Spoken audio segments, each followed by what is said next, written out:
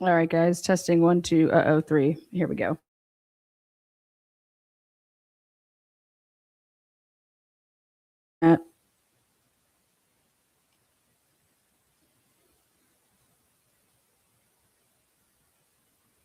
Welcome in, guys. It is Tuesday all day. Idaho4, 2-team plainclothes party patrols.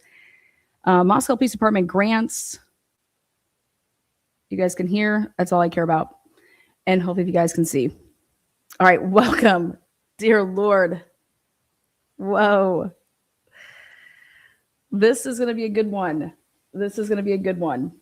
All right, so follow me along here really quick. I had to do, I pushed this back for a couple different reasons. And then when I was ready to go, it was all messing up on my end. I couldn't even get on the internet. Okay, so these party details. Let's talk about this Office of Drug Policy. It was first ever mentioned back in the day. You know, we grabbed the handbooks when they announce back Moscow Police Department would release every year information about what they're doing new, shit like that. Well, the first mention of the Moscow Police Department participating and partnering in a new grant opportunity through the Idaho Office of Drug Policy is noted in the 2019 MPD annual report. And it states as follows: the Office of Drug Policy, in addition to the various traffic grants and emphasis patrols, a new grant opportunity was offered through the Idaho Office of Drug Policy to address underage drinking in 2019. The grant provided overtime funds for officers to conduct party patrols on and around the University of Idaho campus. Patrols were conducted with 2 officer teams, plural. 2 officer teams. Remember when I told you guys I thought that there was more than one set of 2-man teams on the night of 11/13 or 11/12 going into 11/13? Okay. Well, we're about to find out if that's all true. So here, again, the patrols were conducted with 2 officer teams in plain clothes who looked for obvious alcohol violations in public areas. Officer Warner applied for and oversaw the grant process, which resulted in multiple citations for underage alcohol possession and or consumption. While conducting 2 Office of Drug Policy patrols, 118 contacts were made. There were 19 minor in possession citations and 47 open container warnings issued and 1 arrest for false information provided.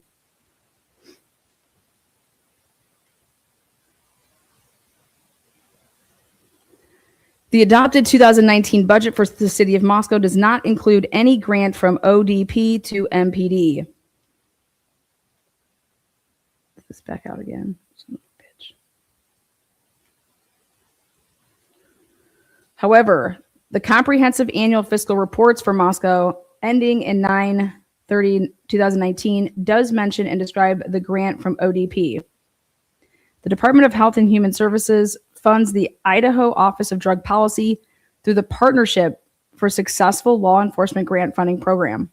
The Moscow Police Department was invited to participate in this grant aimed to prevent underage drinking, marijuana use, and methamphetamine use in Moscow. They had a meth problem in Moscow? No, say it ain't so. Come on down here, Molly. Let's talk about this. Methamphetamine problem on campus? The funding is used to conduct compliance checks, interdiction activities, of dictation activities, party patrols. They call this party patrols. Shoulder tap operations, and provide presentations on topics related to the targeted prevention focuses. Moscow Police Department began participation in the program in July of 2019 and received grant funding reimbursement for training of 2 police officers and patrol operations per the award parameters. So only 2 police officers for training of 2 police officers. So MPD reimbursed for training of 2 police officers and patrol operations. We're going to find out all that shit. MPD reimbursed $1,831 by this ODP grant. Then 2020. Again, Moscow Police Department mentions participation in grant opportunities for the Idaho Office of Drug Policy in 2020. So here their coverage is, they say that the department once again awarded a grant by the Idaho, so same thing for the underage drinking. The grant provided overtime funds for officers to conduct party patrols on and around the University of Idaho campus. Patrols were conducted with 2 officer teams in plain clothes who looked for obvious alcohol violations in public areas. Officer Warner applied for and oversaw the grant process, which resulted in multiple citations for underage alcohol possessions. So they just cut, copy, paste. While conducting 2 patrols, 29 contacts were made. There were 5 minor in possession citations issued. Officers exercised an increased level of discretion in contacting individuals because of social distancing requirements. So this was during COVID. In addition, there was a decrease in individuals attending parties because of COVID. Again, the adopted 2020 budget for the city of Moscow does not include any grant from ODP to MPD. However, the comprehensive annual fiscal report for Moscow ending in 9/30 of 2020 does again mention and describe the grant from ODP.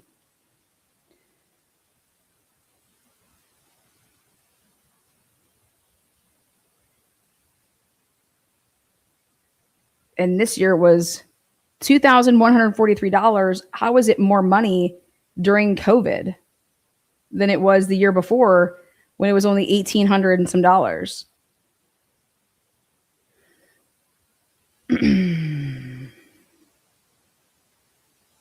Again, MPD, so in 2021, again, MPD mentions participation in a grant opportunity through the Idaho office, and they're not going to report it again.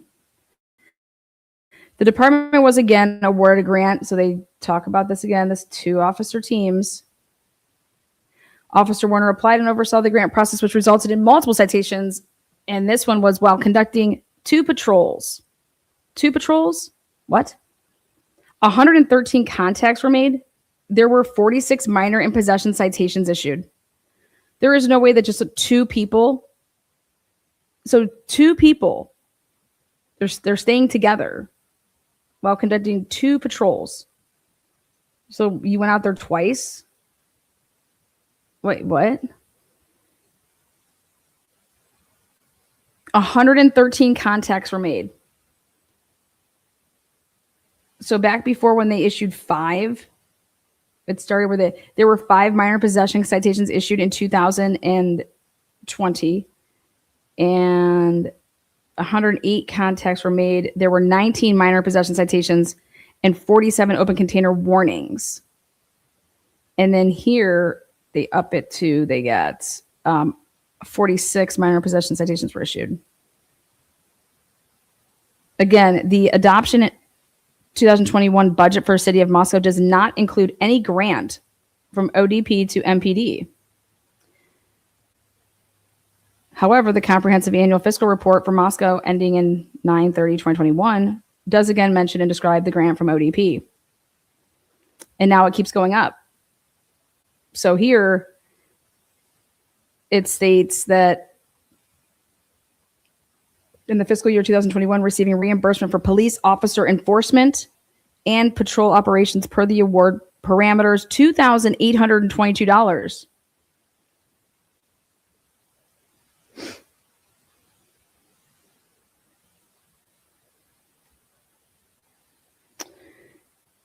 Now, again, MPD mentions participating in the grant opportunity through the Idaho Office of Drug Policy in 2022 MPD annual report.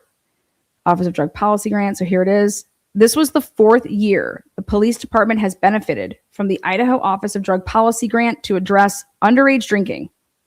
This grant provided overtime funds for the officers to conduct party patrols on and around the University of Idaho, the campus. Patrols were conducted with 2 officer teams in plain clothes looking for obvious alcohol violations in public areas.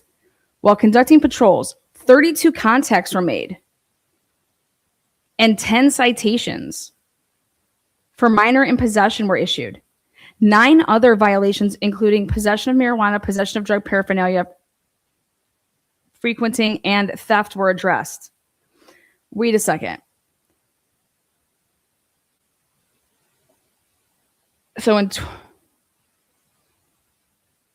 So that's the year before the murders. Then, for the fiscal year of 2022, Moscow began utilizing a new budget format, which did include the ODP grant to MPD. So listen to this. All of the years leading up to the murders, okay? They didn't mention it was not even counted in MPD's budget bullshit, okay? Then for the fiscal year of 2022, Moscow began utilizing a new budget format, which did include the ODP grant to MPD because they knew everybody was fucking on this, like looking at everything. The budget includes ODP grant, Partnership for Success Law Enforcement. So it's PFS-LE in the amount of $6,500. They haven't come close to that in any of these years. Estimated revenues. Federal grant funds for miscellaneous grant awards, CARES, and ARP funding includes grants for the Moscow Police Department for pass-through funding from ITD to include special mobilization and mini grants, $25,000, child passenger safety, $12,500, and selective traffic enforcement programs, STEP, $100,000. Addition pass-through funding from the Idaho Office of Drug Policy for the Partnerships for Success Law Enforcement, $6,500.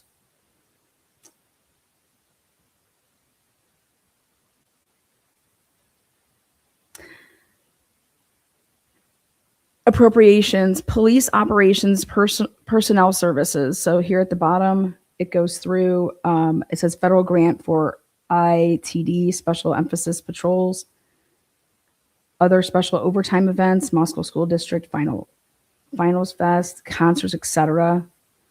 Then ITD grant for the STEP team reimbursement for traffic enforcement, $100,000.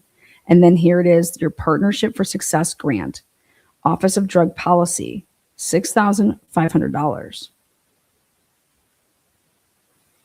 The comprehensive annual fiscal report for Moscow fiscal ending 9/30/2022 does again mention and describe the grant from ODP. The Department of Health and Human Service funds the Idaho Office of Drug Policy through the Partnership for Success Law Enforcement Grant Funding Program. The Moscow Police Department receives funding from this grant aimed to prevent underage drinking, marijuana use, and methamphetamine use in Moscow. The funding is used to conduct compliance checks. That's new.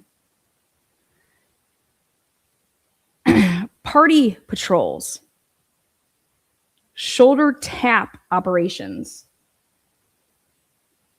and provide presentations on topics related to the targeted prevention focuses.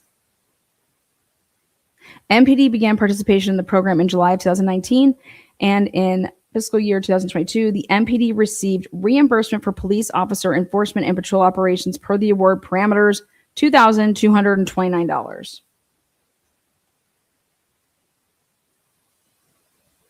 Again, the homicides occurred November 13, 2022.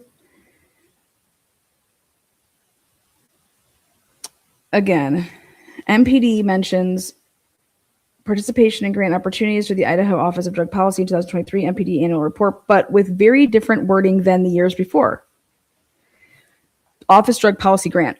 Regular patrol officers operated campus patrols. On and off campus patrols resulted in 86 minor possession/consumption of alcohol citations.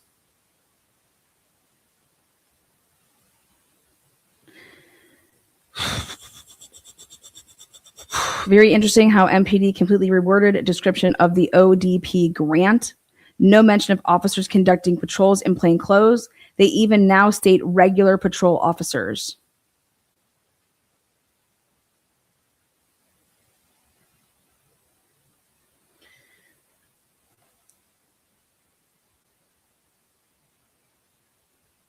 Do you guys see that shit?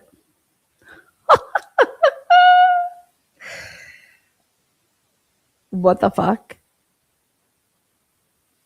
You know what that means? That means whatever was going on that night with the plainclothes officers, it would have nothing to do with this. Per the statements, if you're reading this.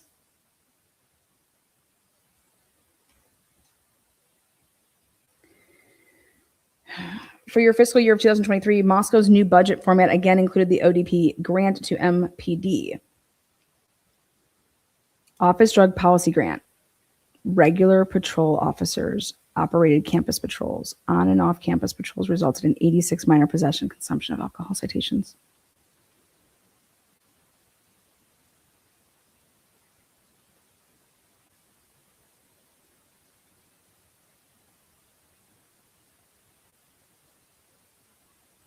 Right here. Patrols were conducted with 2 officer teams in plain clothes looking for obvious alcohol violations. Do you see that? Do you see how that is the wording? Party patrols conducted by 2 officer teams in plain clothes. Verbiage changed from prior year to while conducting patrols. Yep. MPD reimbursed for police officer enforcement patrol operations. MPD reimbursed. Yep. And then they upped it. And then they changed the language. And it has nothing to do with plain clothes officers.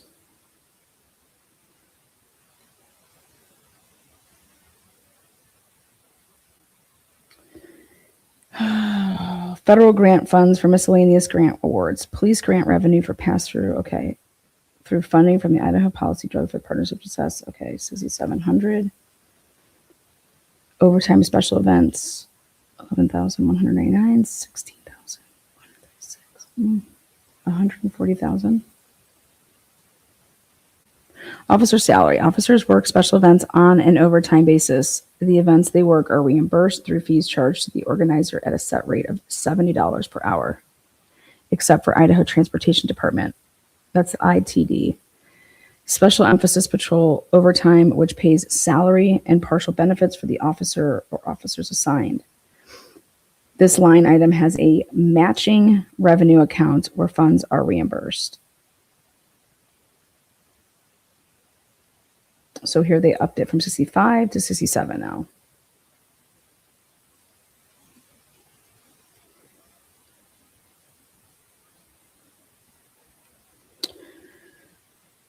The comprehensive annual fiscal report for Moscow fiscal year ending 9/30/2023 does again mention the description that the grant does mention and describe the grant from ODP, and they have party patrols.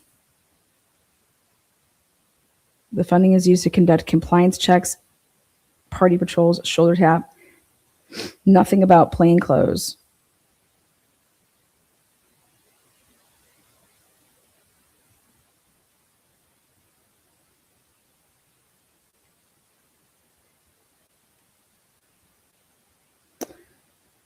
Back to party patrols conducted by 2 officer teams in plain clothes, and you're going to get back to that language here in 2024. Again, MPD mentions participation in grant opportunities for the Idaho Office of Drug Policy in 2024 MPD annual report, and they return to original description of these party patrols by 2 officers in plain clothes. Office of Drug Policy Grant. The Office of Drug Policy Grant allocated overtime funds for officers to conduct party patrols. on and around the University of Idaho campus. Teams of 2 officers in plain clothes carried out patrols, looking for apparent alcohol violations in public areas. During patrols in 2024, 49 contacts were made with the following citations issued. 49 contacts. Do you understand that in the years before that, they were talking about they had 118 contacts? They had 120. I mean, what? 49 contacts. Minors who were in possession of consuming alcohol, 16. Possession of marijuana, 4. Paraphernalia, 3. Providing false information to an officer, 1. Driving under the influence, 1. You got 1 DUI out of this shit? Additionally, during these patrols, a total of 129 grams of marijuana was seized. What? Well, what the fuck's that? That's pretty misleading. Ooh, marijuana. Woo! For the fiscal year 2024, Moscow's new budget format again included the ODP grant to MPD. Budget includes ODP grant, and it's now in the amount of $10,000 in one section and $67,000 in another. Fucking idiots. Look at this. Partnership, $10,000. Look at right here. Partnership, C700. What is it? Who is working for them? Was the original grant award from OPD 10,000 or C700? Stupid fucks. The comprehensive annual fiscal report for Moscow fiscal year ending 9/30/2024 again mentions and describes the grant from ODP. However, reimbursed funding is described very differently than previous years. Ready? So all that's the same. In fiscal year 2024, MPD received their last quarterly reimbursement of the current award for staffing at University of Idaho athletic events, $269. What the fuck? MPD received last quarterly reimbursement of the current award for staffing of UI. What? Why only $269? Previous years, MPD was reimbursed for much more. Is the total amount MPD reimbursed for the entire year $269? Well, it's quarterly, but what? I mean,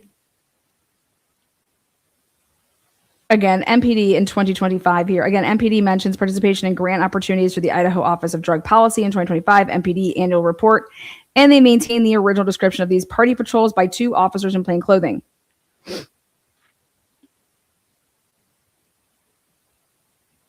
We have 2 people providing false information. We have 1 under the influence. We have possession of paraphernalia. We have 5 with marijuana.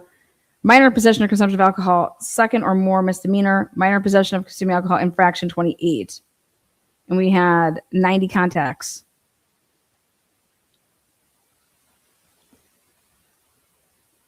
Now they're saying during patrols in the 2025 school year, not like in the fiscal year. Also in 2025, investigations unit. The investigations unit handled a total of 132 cases in 2025, encompassing offenses from simple theft and burglary to homicide and sex offenses. The unit experienced some changes in 2025. In May, Detective Corporal Brett Payne left the department to pursue other career opportunities. Sergeant Shane Gunderson was selected to move from the operations division to the services division to lead the investigations unit. Are you fucking insane? No Rosie in the 2025 report.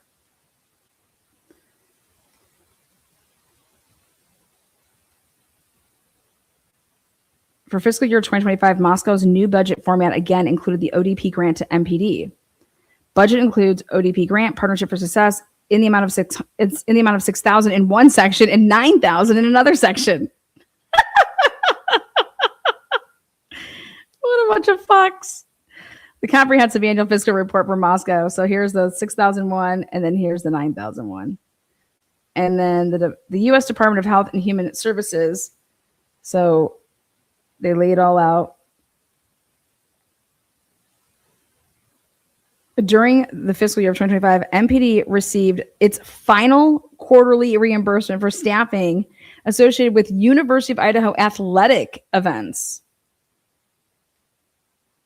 Like, fucking shit. Whatever.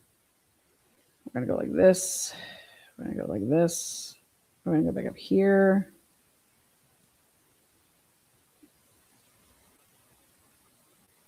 So take a look at this. So back when this was in the beginning now, 2019, okay, over here. This is the first time that they're like, okay, hey, we're going to do this, like, we're going to get this grant so we can do these party patrols conducted by 2 officer teams in plain clothing, okay? Well, here, I'll first tell you this. May 16th, 2026, a public records request was put in. Public records request for the PFSLE grant program documents. Dear Public Records Officer, pursuant to the Idaho Public Records Act, Idaho Title 74, Chapter 1, I hereby request access to and copies of all public records related to the Partnership for Success Law Enforcement PFSLE grant program administered by the Idaho Offices of Drug Policy, and that's the ODP. Not only was one sent on May 16th to the public records officer for the ODP, but one was also sent to Moscow.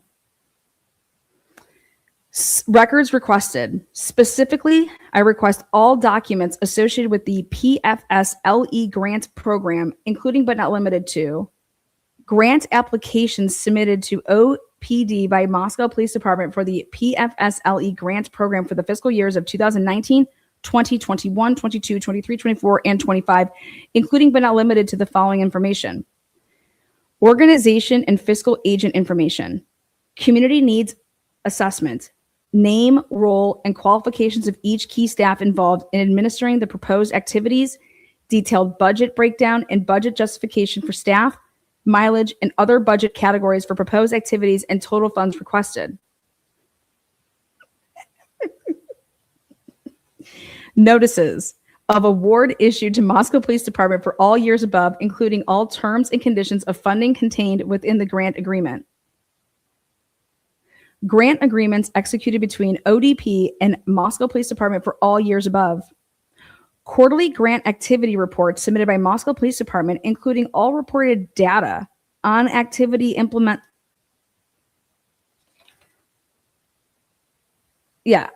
including all data on activity progress and participation, demographic information, age, race, ethnicity, and gender of individuals reached and served per activity for each of the 4 reporting periods for each of the years above. All reimbursement requests submitted to ODP by Moscow Police Department, including all supporting documentation for each request for all of the years above. All fiscal records, budgets, detailed funding breakdown, and activity implementation schedules related to all Moscow Police Department grant awards for each year above. Reimbursement payments made to Moscow Police Department in response to all reimbursement requests, including all supporting documentation. Detailed records on all Moscow Police Department PFSLE grant funded activities, including but not limited to date, time, number of participants, and nature of services delivered under the grant award for each year above. Any correspondence, including email between ODP and any employee of Moscow Police Department and or the city of Moscow, Idaho, about the PFSLE grant program. Date range. I request records created or received from January 1st, 2019 through the date this request is processed, consistent with the grant award periods as referenced in ODP grant documentations. Format of production. Please provide responsive records in electronic format, PDF, or native format via electronic mail, if possible, in accordance with Idaho 102.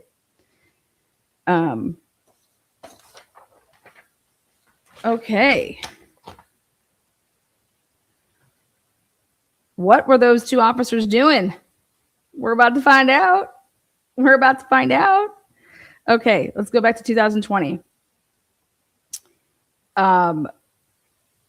This was the second year. Party patrols conducted by 2 officer teams in plainclothes. 2 ODP party patrols conducted. So they only had 2 party patrols conducted ever in that fiscal year. Also in 2020, Champs. citing higher achievement by Moscow police servants. Officer Brett Payne was awarded the Champs Rookie of the Year award. Officer Payne brings a great deal of experience to the Moscow Police Department because of his military service. You guys can all read that. We've read that before. Okay, then in 2020, the end of the fiscal year, MPD reimbursed for police officers, enforcement, and patrol operations. Remember, they didn't use, this was the year of COVID. And it was, I was like, wait, what? How is it higher? So $2,143 compared to right here, 1,831. So even during a COVID year beat the year of 2019. Okay. Then in 2021, that fiscal year, they were saying the words, the grant provided overtime funds for officers to conduct party patrols on and around the University of Idaho campus. Patrols were conducted with 2 officer teams in plain clothing who looked, so this again, we're using the party patrols conducted by 2 officer teams in plain clothing. Also in 2021, Officer Brett Payne was promoted to corporal and assigned to the patrol division as an assistant patrol team supervisor. So that would mean that Brett Payne oversaw who was fucking doing this detail. You understand? That's what we're about to get down to. Is Brett Payne in 2021 was overseeing the patrols, right? And remember when I went and got all like different times that they went to the house. Anytime that Brett Payne went to that house, I was like, let's see if he's using his trooper vehicle here, or his fleet, whatever he wants to call it. He's using his cruiser, and he's not He's not hitting when he's responding. He's not. In one of the times that he went to that house during the noise complaints, you would not have any idea that he was there if it wasn't for somebody else's report saying that Brett Payne was there.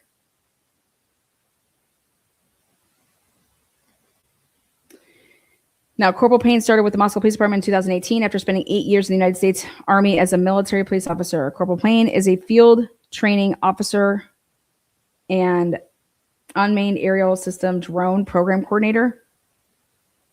Is that when he was with the Army? Corporal Payne holds an Idaho Post Intermediate Peace Officer certification. Okay, so he's in charge of these, again, 2 ODP party patrols conducted. All right. And they're conducted by 2 officer teams in plain clothes. So my thing is it's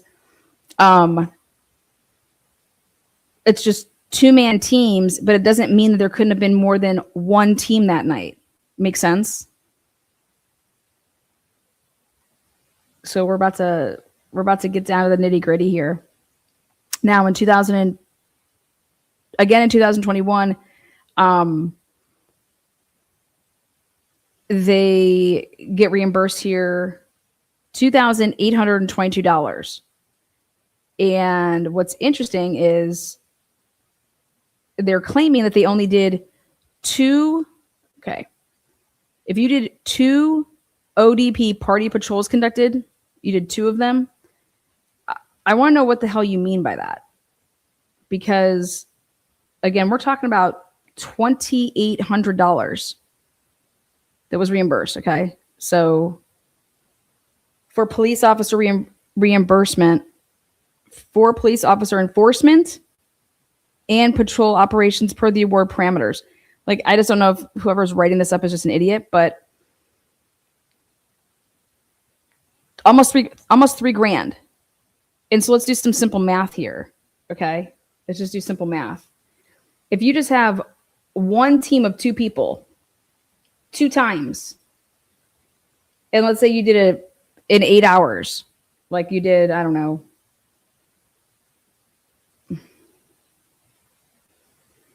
8 p.m. to 4 a.m.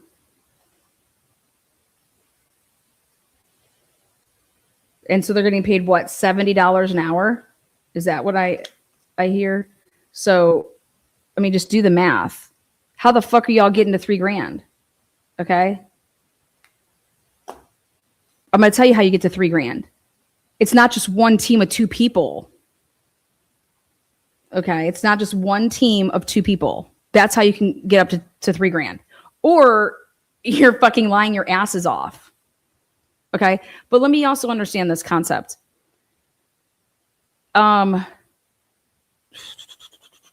You would only conduct this once or twice a year. Hey, tonight we're going to do our party patrol, man. We got that money we can spend. You guys want to make some money tonight? And the night that they pick, oh my God, is the night of the murders? Oh shit, what? Let me just break that down a little bit more for you to understand that. Okay. Wow. We only do this like once or twice a year. And the night that we pick to do this, to make our, hey guys, want to make our extra money, you know, that grant money that we get.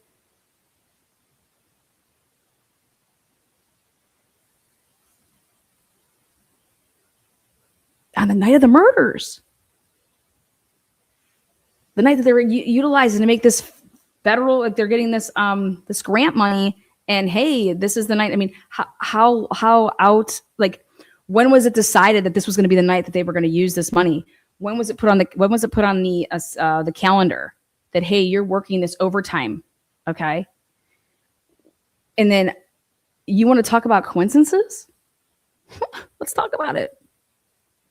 So I'm breaking this down to like layman's terms. With what they're telling us here, okay?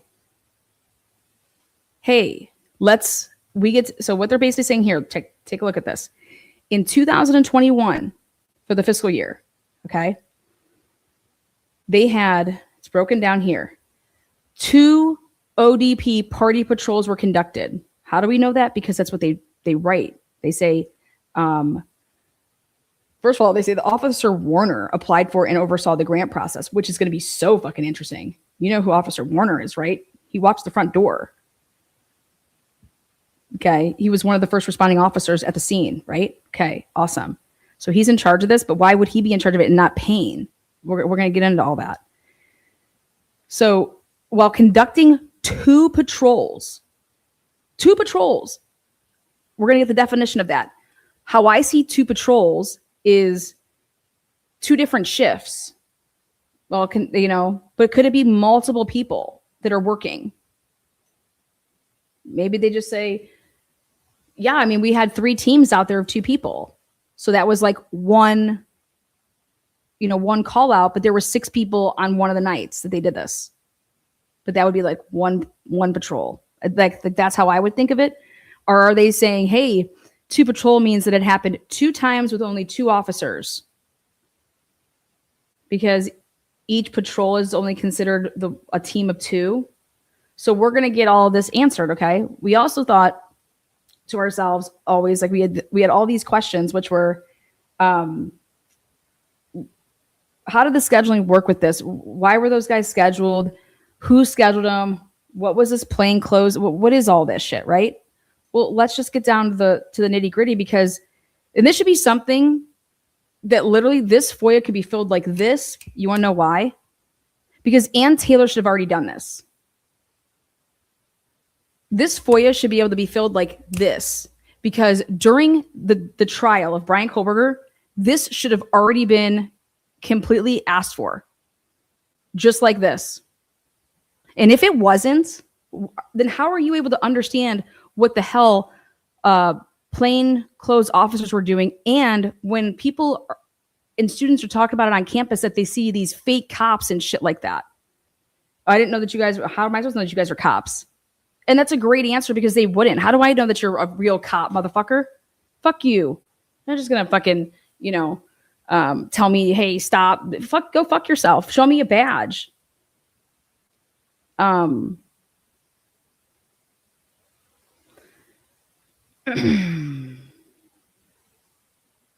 So bottom line is that this FOIA should be able to be filled like so fast, if you ask me, because it was asked recently to be filled.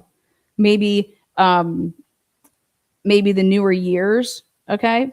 But I'll tell you what, the first couple years should have already, right? Don't you think Ann Taylor should have already done this? And what everybody should be thinking about here is, holy shit, they're telling us that let's go to 2022. So that's 2000 right here.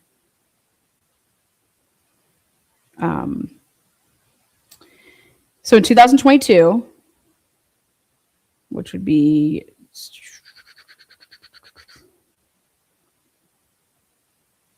see, it ends the fiscal year ends 9/30 of 2022.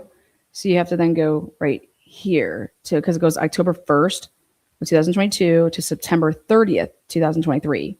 Okay. And so this would be the fiscal year. This is the fiscal year the homicides occurred. So also think about this. They utilized within the first 6-7 weeks of the entire year that we're going to utilize one of our patrol plainclothes things to happen on that day. So again, MPD mentions participation in grant opportunity through the Idaho Office of Drug Policy in 2023 MPD annual report, but with very different wording than the years prior. Office of Drug Policy grant. Okay. And so when you would see it up here, Office of Drug Policy grant, see all this big old like paragraph here from 2022. Now look at in 2023, Office of Drug Policy grant. Look at this. Regular patrol officers operated campus patrols. On and off campus patrols resulted in 86 minor possession/consumption of alcohol citations. Well, what the fuck is that? They don't even say anything about plainclothes officers. Very interesting how MPD completely reworded description of the ODP grant. No mention of officers conducting patrols in plainclothes. They even now state regular patrol officers. Also in 2023, Officer of the Year, Corporal Brett Payne. Corporal Brett Payne was selected as Officer of the Year for 2023. Remember, though, 2023, the way that they operate is the fiscal years. So that would be the 2022. That'd be for 2022, November and December. He was chosen for his massive role in the quadruple homicides investigation and his excellent job overcoming all of the hurdles that led to the suspect's arrest. Just remind everybody what they wrote about this. This is absolutely fucking a slap in everybody that lives in Idaho's face. As lead detective, Corporal Brett Payne coordinated and collaborated with multiple law agencies. He didn't know shit on the stand. He's over here saying, don't know, don't recall. I have no idea what you're talking about. Don't recall.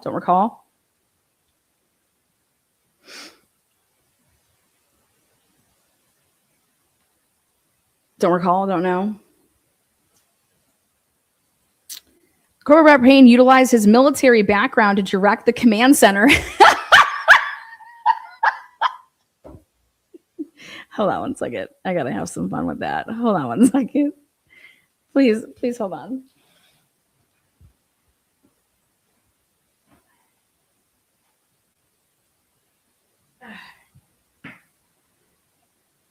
Okay, sorry. She's back. Okay, I just had to grab something. Officer Brett Payne, over. This is Lana, over. Battery level low. Channel 1. Channel 1, my ass. We got plainclothes officers out here. We're about to do some cartwheels and shit. Is that okay? We're here with Sigma Chi. We're just hanging out on the lawn.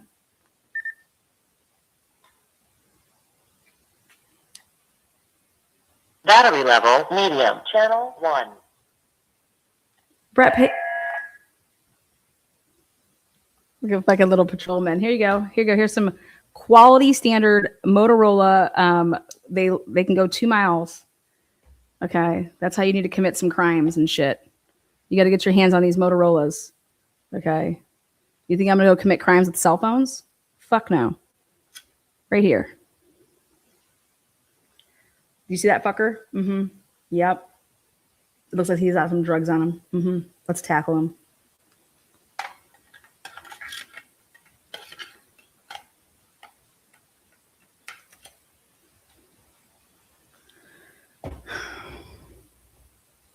Get out of here. Fuck out of here.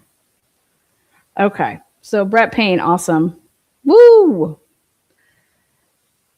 So Brett Payne, man, he directed the command center. Woo, he doesn't know shit. He forwarded information and directed investigative units regarding what was needed each day. The fuck he did, but you know what? You need to use this. Really? Because this is what was wrote up. So none of this is true? Yeah, I didn't do any of that. You guys, this is all lies. This is fucking lies. Where are my cowboys? Where are my Indians? Bella, can you please bring me up some, I don't know, some shots? Maybe a twisted tea. These walkie-talkies, you guys, are the shit. I'm not joking. These are the ones that they have at the, at all the athletic events and concerts. These fuckers go 2 miles away. Okay, 2 miles. It's a pretty long distance. Think about 2 miles. That's way further apart than Sigmakai is from the King Roadhouse. Okay. So, again, he forwarded information, directed investigative units regarding what was needed each day. So you have to remember, I've been asking, like, who was calling the shots here? Well, according to Moscow, Idaho, and what they printed up during you have to understand this. There was a trial. This was only 2020. I mean, this got wrote up in 2023 at the end of the year in September. Okay. Idaho State Police and Federal Bureau of Investigative Personnel commended Corporal Brett Payne for his ability to lead the case professionally. Corporal Payne continues to work relentlessly on this investigation. Okay. Then basic here we go. This certifies, here we go, Officer Rosie. There you go. Officer Nathaniel Rosendahl. An officer must successfully complete the basic patrol academy or approved college law enforcement program, complete 6 months of a probationary period, and graduate from an approved field training officer program. February 13th, 2023. Wait, what? What was he doing in 2022? He was just in field training? He was the officer in field training?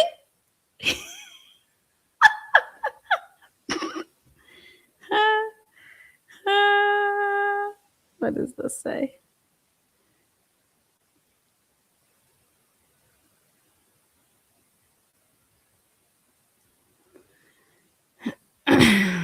You guys, this is crazy, right? It's all nuts. February 16th or February 13th, 2023. Let's march that back. What, 6 months before that? I don't know, but he didn't. It's really, I don't know. Was this when what is this? What does this even mean? It doesn't make any sense, to be honest, but we'll get to that. We'll get there. Okay. In 2024. So let's go look at this. How can there only be, and during the patrols in 2024, there's only 49 contacts that were made. 49, that means you had contact with 49 people.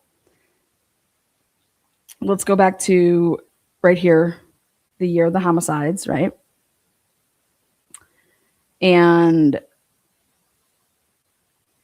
Partnership for Success Grant, Office of Drug Policy, $6,700. That's what the grant budgeted. The MPD received reimbursement for police officer enforcement and patrol operations per the award parameters, $2,619. And that was for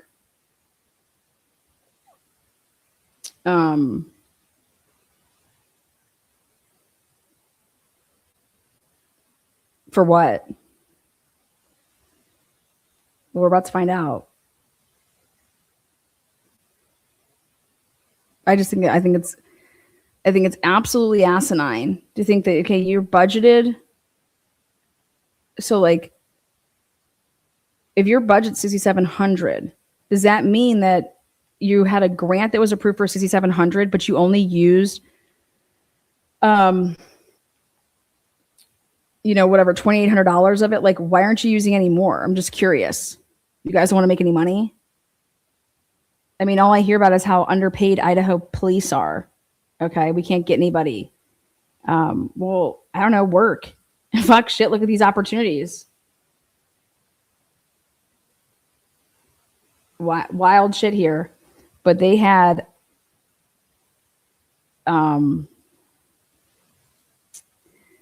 again, we don't get a breakdown. We just get the fact that there were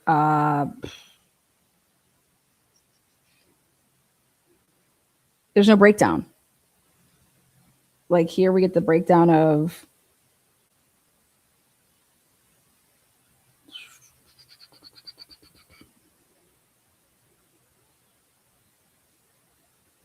$113 contacts were made in the 2021 year.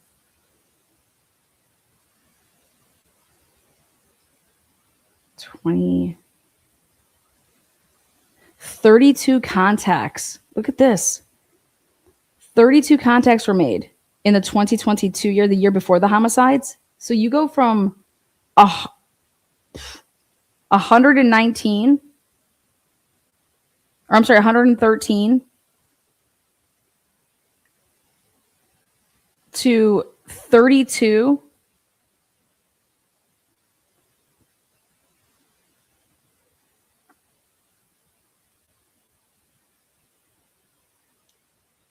$2,200 versus $2,800.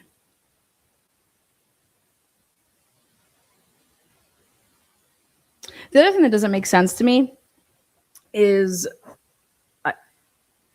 you could only have so many contacts, but it doesn't change how many hours you worked. You know what I mean? But yeah, everything to do with the year of the homicide and everything what this is about is, okay.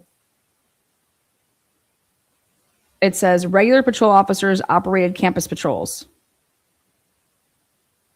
On and off campus patrols resulted in 86 minor possession / consumption of alcohol citations. Again, totally worded differently.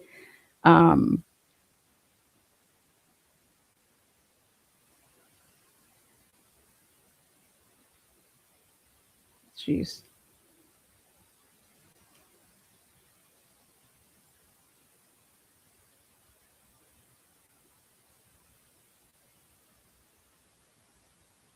So we're just gonna get all the information. We're gonna get all the information. But all I can say now is this: it has a whole new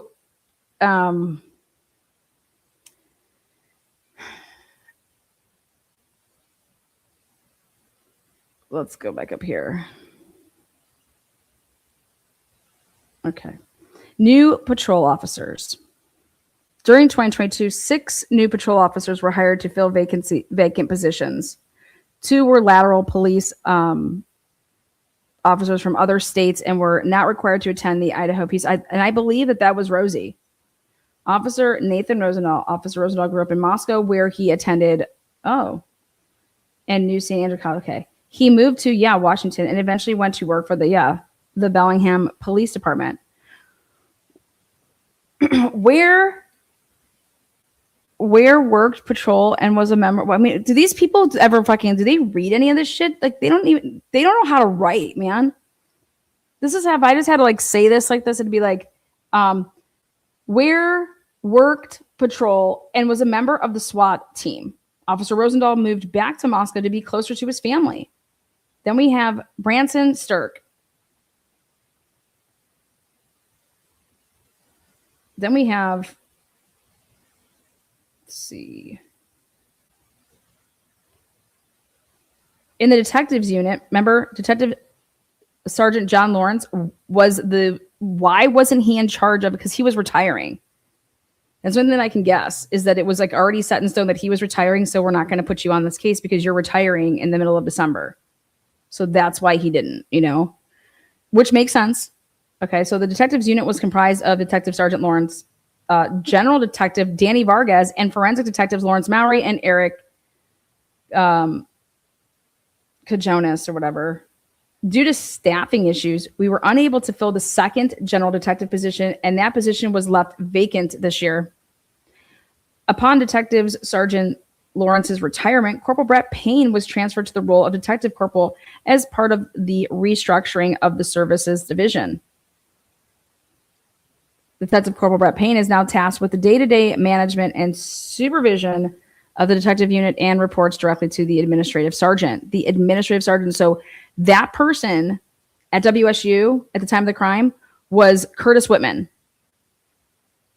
So on WSU's campus, Curtis Whitman was the administrative sergeant. And before that was Daniels. But when Daniels got promoted, because of all the fuckerage, you have Gary Jenkins, Don Daniels, and then you had Curtis Whitman. That would be like, I mean, if your detective corporal is part of the restructuring, that means that your detective Payne is now tasked with the day-to-day management and supervision of the detectives unit and reports directly to the administrative sergeant. Well, if they run their shit the same way as WSU and vice versa, then that would mean that Curtis Whitman, that means that someone like a Payne would go to Curtis Whitman. That means like whoever is the, like a Chris Engel, who's ever running the detectives unit over there at WSU, is reporting to Curtis Whitman. You know who Curtis Whitman is? Curtis Whitman is the, I found Brian Kohlberger's car, but I really didn't. Yeah. I didn't write a report, nothing. Even though when I'm asked to assist with other agencies, I always do reports, but not with this case. That's like the biggest case of the country at the time. Yeah, sure. Yeah.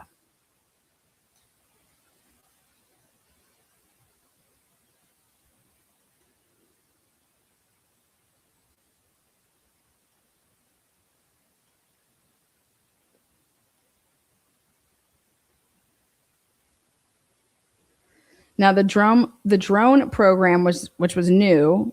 Another new program implemented in 2022 was the UAV or drone program.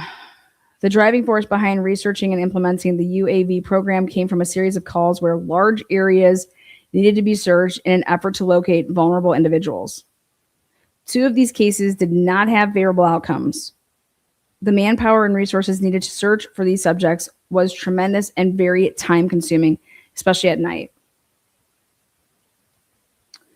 The process of ground searching is also very inefficient. So my question would be is, when was this implicated? Because why are we asking ISP to do it?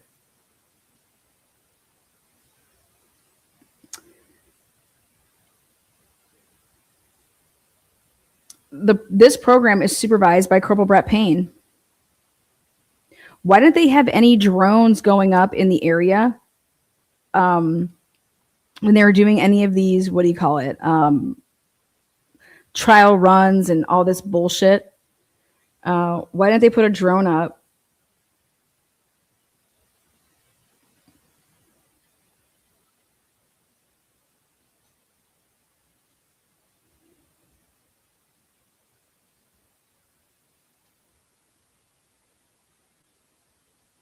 Yeah, an unmanned aerial vehicle, a UAV. Yes, drone program. This, again,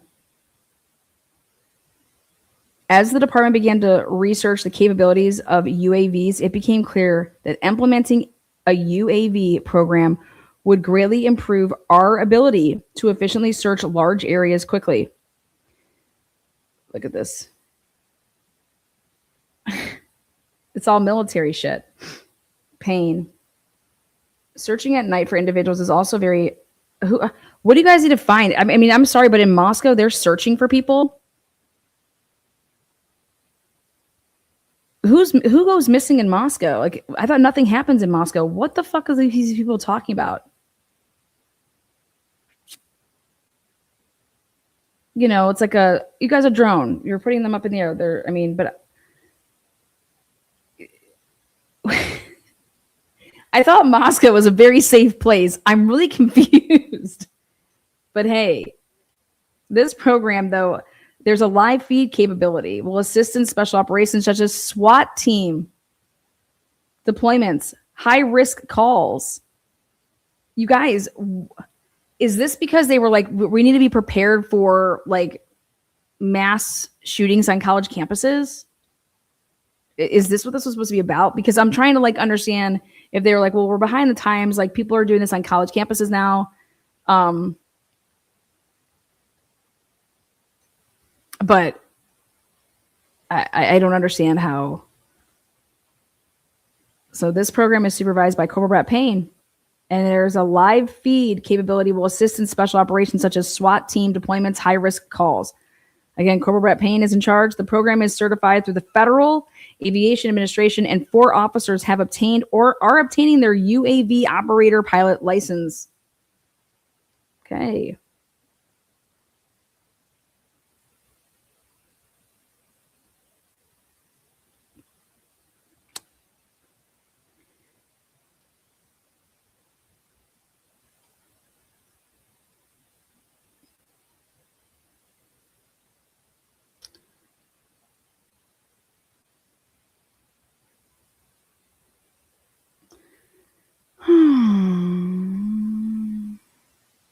Do you understand that they claim that due to staffing issues, the second general detective position remained unfilled for another year?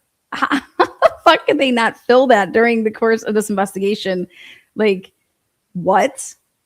Detective Payne and Vargas investigated a total of 35 criminal cases in 2024. 35 criminal cases. Do the math. Take 365 days divided by 35. Encompassing offenses from single theft and burglary to homicide and parent kidnapping. Who the fuck? There was another homicide. What homicide happened in 2024 over there? Detective Payne collaborated with the Idaho State Police Cold Case Unit to reopen 2 cold cases from the department, employing new investigative techniques and exploring current avenues to resolve them. He partnered with department members to establish a new physical readiness program and a wellness book that addresses mental, physical, nutritional, financial, and wellness support needs of our officers. Over. Thank you. Battery level. Let's, whatever. They just, woo. Anyways, if you just joined us, one hell of a public records request was filed on 2 departments. The public records officer for the Idaho Office of Drug Policy, which is ODP, and the Moscow Police Department. There was the same in the records that were requested was all this information on this PFS-LE grant program. Okay, like, give it up. Now, in 2025, the investigative unit handled a total of 132 cases. Now, look at this. The investigative unit in 2024 handled 35 cases in 2024. In 2025, the detectives unit, or it says the investigations unit now, they're again changing it, handled a total of 132 cases in 2025, encompassing offenses from simple theft and burglary to homicide and sex offenses. Sex offenses? The unit experienced some changes in 2025. In May of 2025, Detective Corporal Brett Payne left the department to pursue other career opportunities. And again, Sergeant Shane Gunderson was selected to move from the Operations Division to the Services Division to lead the Investigations Unit. I cannot believe it. Well, guess what? We're going to find all about yo asses right here in 2022. We have it. Boom. Your Office of Drug Policy grant. It completely changed the language. But most importantly, in that language, there was no mention of police in plain clothing. Okay. So that raises the question. Of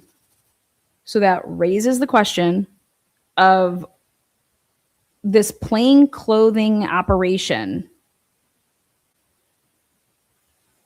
did they have to reword it and say it this way because of what was going on? You guys, the breakdown of this would mean that of all of the random days of the year that you could say, hey, let's fire up our fucking plain clothes people tonight, and they only do 2 patrols a year, basically, is what, if you read this through until we get more information, how it totally looks is that you guys did 2 plain clothes operations. And you're going to sit there and tell me that y'all picked a date in a day and there was a fucking quadruple homicide that occurred? You guys believe in coincidences like that? When I was reading this and found out that we're not talking about for your twisted tea. Cheers. Cheers. Educate, advocate, vote. What year is this? This is the Community Festival Cups, 2018. I have a year for every time I attended since I moved to Columbus. You guys, this is crazy. This is crazy. Because I was expecting, and like you guys should be expecting, there would have been so many days throughout 365 days that they had this plain clothing, we do plain clothing stuff on, home football games, parents weekend, I mean, whatever, name the weekends, okay, that are bigger. But no, what this is telling me is that nope. You read this material and it tells you that you had two. Look at this shit. Look at this. But yet you have a budget for $6,700. The budget includes ODP grant, Partnership for Success for Law Enforcement, in the amount of $6,700. Why aren't you coming close to that? And then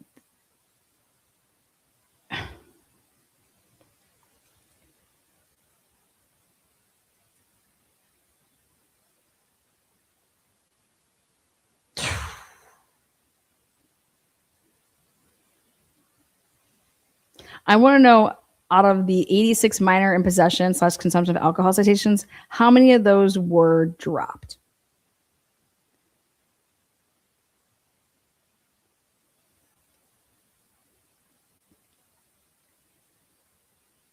Here's what they were writing in the beginning, and here's how we need to really look at it. And then what they did to kind of like hide their asses.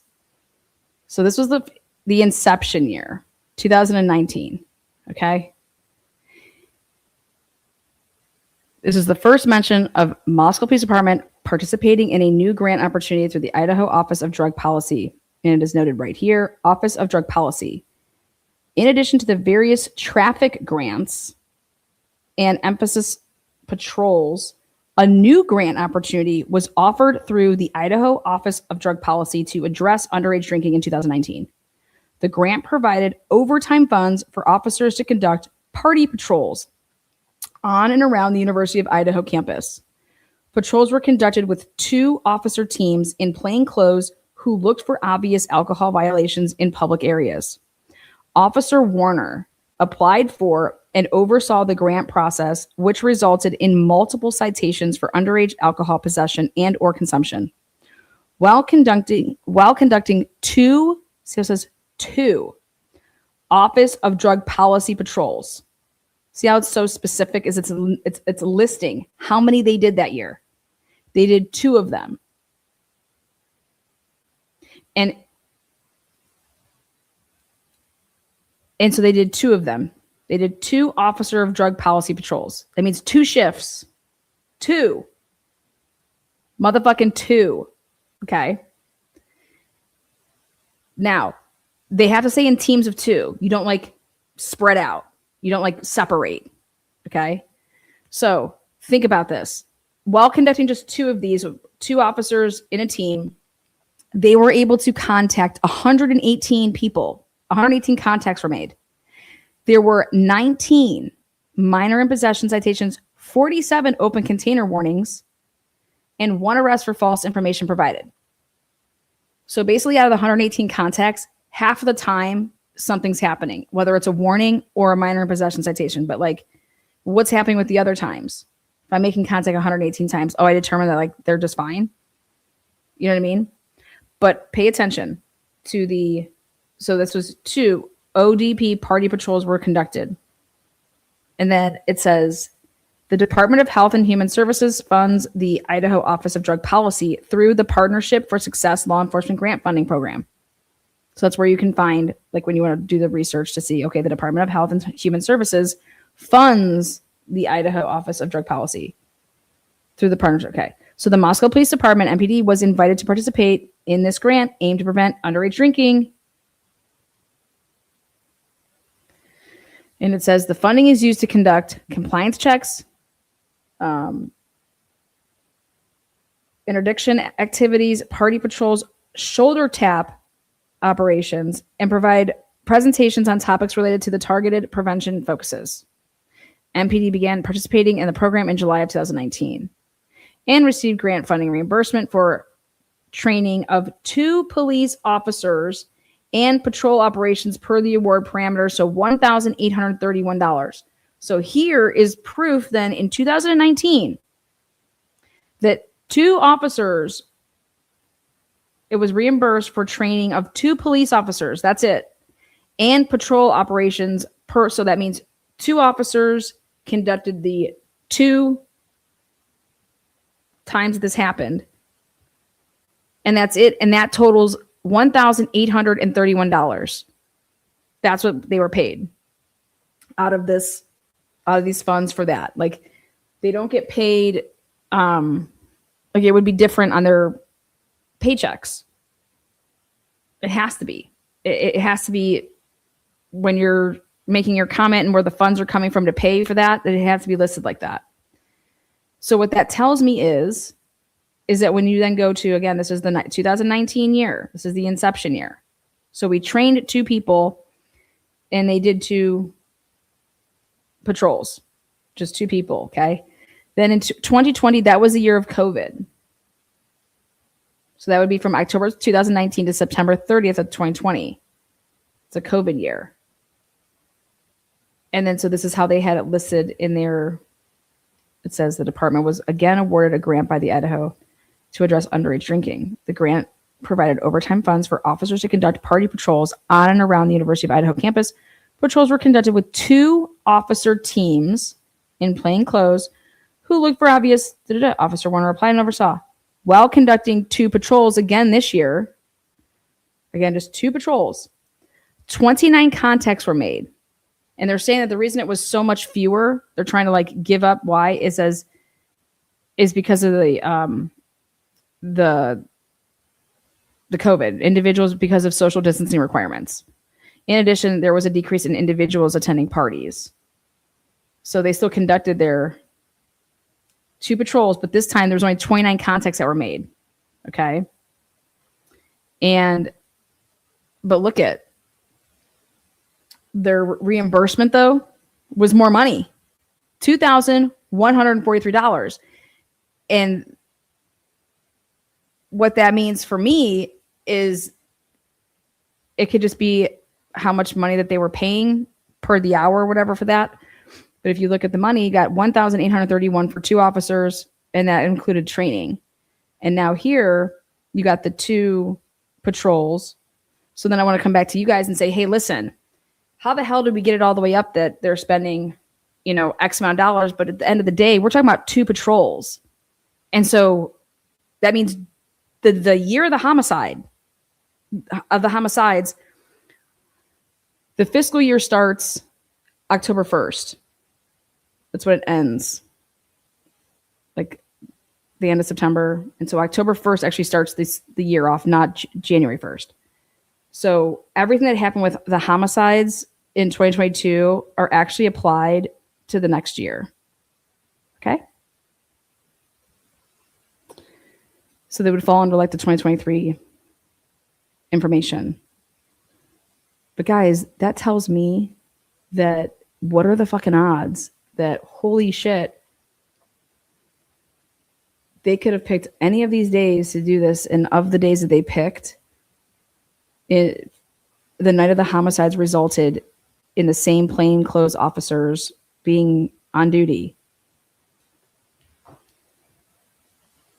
and having this supposed. But when you actually read then the report in 2023, when you get to like read about how they're talking about it, they change the verbiage and they don't talk about anybody being in plain clothes. They don't even break down how they're breaking everything down like this in 2019 and 2020. Holy shit, do they run? They run away from talking about it at all and breaking it all down for us. Why?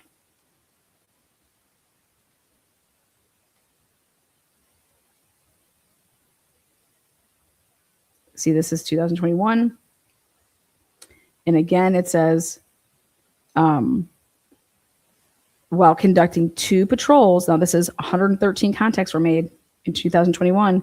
If you go to 2019, 108 contacts. And then because of COVID, they said it was down. And when we went out for our 2 different times, we only had 29 out of the 2 patrols. We came in contact with 29 people. Okay. And then back to like, hey, we're back to the regular world here. And we were able to make 113 contacts with the 2 patrols. And the money that was spent out was $2,800. And I'm going to sit here and tell you guys right now, that means that there was more than 2. I believe that there was be 2 teams of 2. Because how did it go up $700? $2,800. It's still the same thing of doing 2 receiving reimbursement for police officer enforcement and patrol operations per the award parameters. And why is it 2822?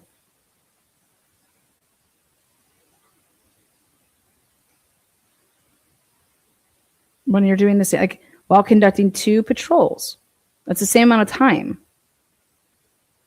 How is it $700 and some dollars more? It's just a year difference. There's no way that type of money is different in pay. Especially, I think that this program just offers it $70 an hour. And so I said to myself, well, that means that there's more than 2 officer, there's more than just 1 2-officer teams, right?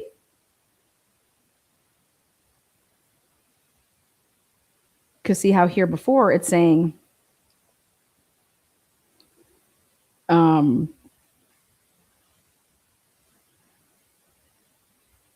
while conducting 2 Office of Drug Policy patrols, that happened.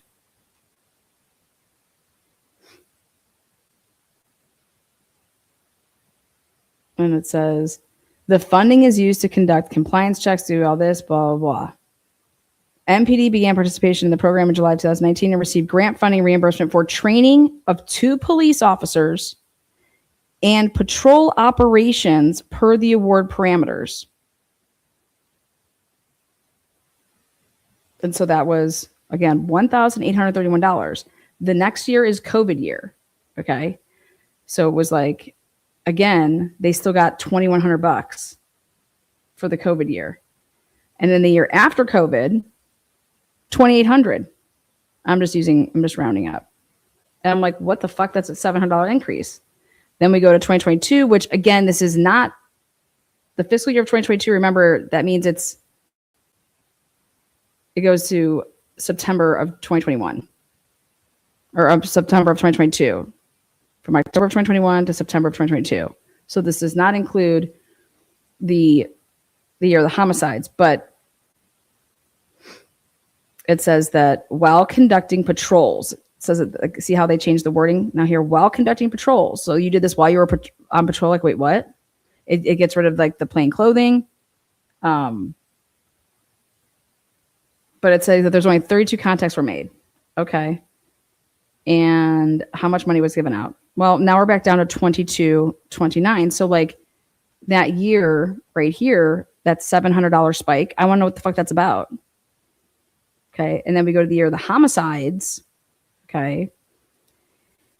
And which is right here. And you see all this shit that they write all the time, all this crap right here, all this right here. Well, the year of the homicides, this is all we get, is this little fucking rinky dink 2 fucking sentence motherfucking bullshit.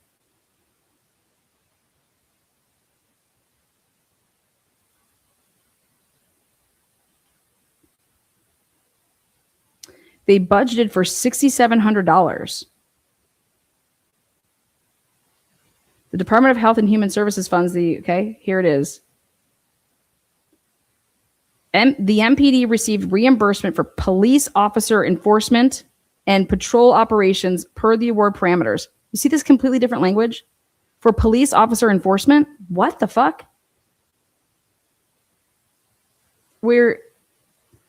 Again, they're still saying that here it says the Moscow Police Department receives funding from this grant aimed to prevent underage drinking, marijuana use, and methamphetamine use in Moscow. The funding is used to conduct compliance checks, party patrols, and then MPD began participating. Okay, well, great. Well, in this year, the year of the homicides, okay, they got 2619 back. That means that's what it costs. That's how much money was that they used for this. But where does it say how many was it 2? And the reason I'm going to say that it's 2 is because that's what it has in all of these other ones is 2 party patrols, 2 times that this has happened, because I'm comparing the money. Okay. And so it's very important when you look at this year and they say, it's like, where's the information? Where's the information on like how many minors in possession? Like, where is that shit at?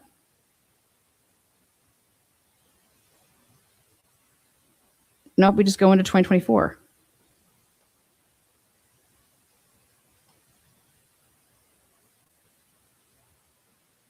Like, what the fuck?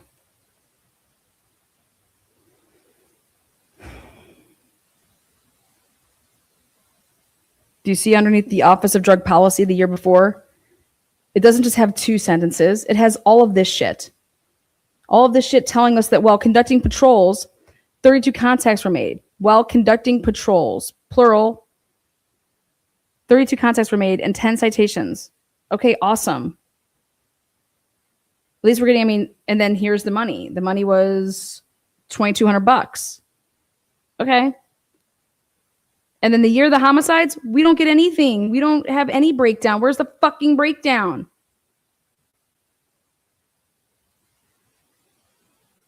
But when you compare the amount of money here, 2619, you're dealing with two times that happened. And so let's get this straight. One of the times is either November 13th or November 12th going into the 13th, or it's not, because they got rid of the whole plain clothes here. So are they considering that shift by these 2 officers? Is that part? And we're about to find this out.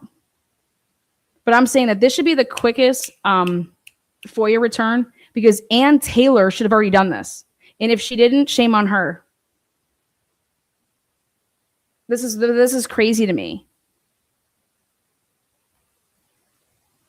This is wild. Did they lose the grant? No, they didn't lose the grant. They didn't lose the grant any time. They went ahead and wrote up this report for all of us to see in their, whatever they call it. They call it the annual report, MPD annual report that comes out. So all these are the clips from each of the years, exactly how it's written in each of the annual report. So if you go to the annual report of 2019, all this is copy and clipped right from that section, just to put in here, so it could just an easy presentation to go through. Here's how it started off. This is everything they would write about. Here's a different part where it said how it was being paid out. So the first year that's ever mentioned is in the 2019 MPD annual report. And it was a new grant opportunity. The adopted 2019 budget for the city of Moscow does not include any grant from ODP to MPD. Like, just pointing out the fact that, well, let's talk about this. Like, who the fuck's in charge here? It's everything that we saw yesterday. Okay, they are liars. This town is a bunch of liars. And why they have to lie is because they're a bunch of inept and incapable people. It's bad. And so when I say to you guys, is this corruption or is this incompetence? I really mean that question. Or is it both? Okay, because this isn't.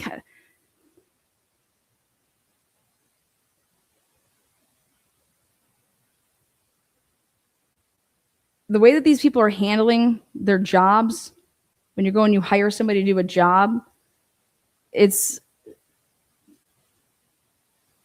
how like who's auditing this? When's the last time that Moscow Police Department's been audited? It's exactly right. It's both. You guys, corruption stems from when somebody makes a mistake. Instead of just owning the mistake, you then try to cover up for the mistake. Okay? So that's incompetence. And then you're being corrupt by just trying to cover up something, and then it just keeps like building. But when you have a bunch of idiots working at a place, how do you think it's going to function? And then now what we're doing is we're asking for all of these public requests, and they don't want to fill them. And yesterday was just a bunch of word salad. Yesterday was a joke. An absolute joke.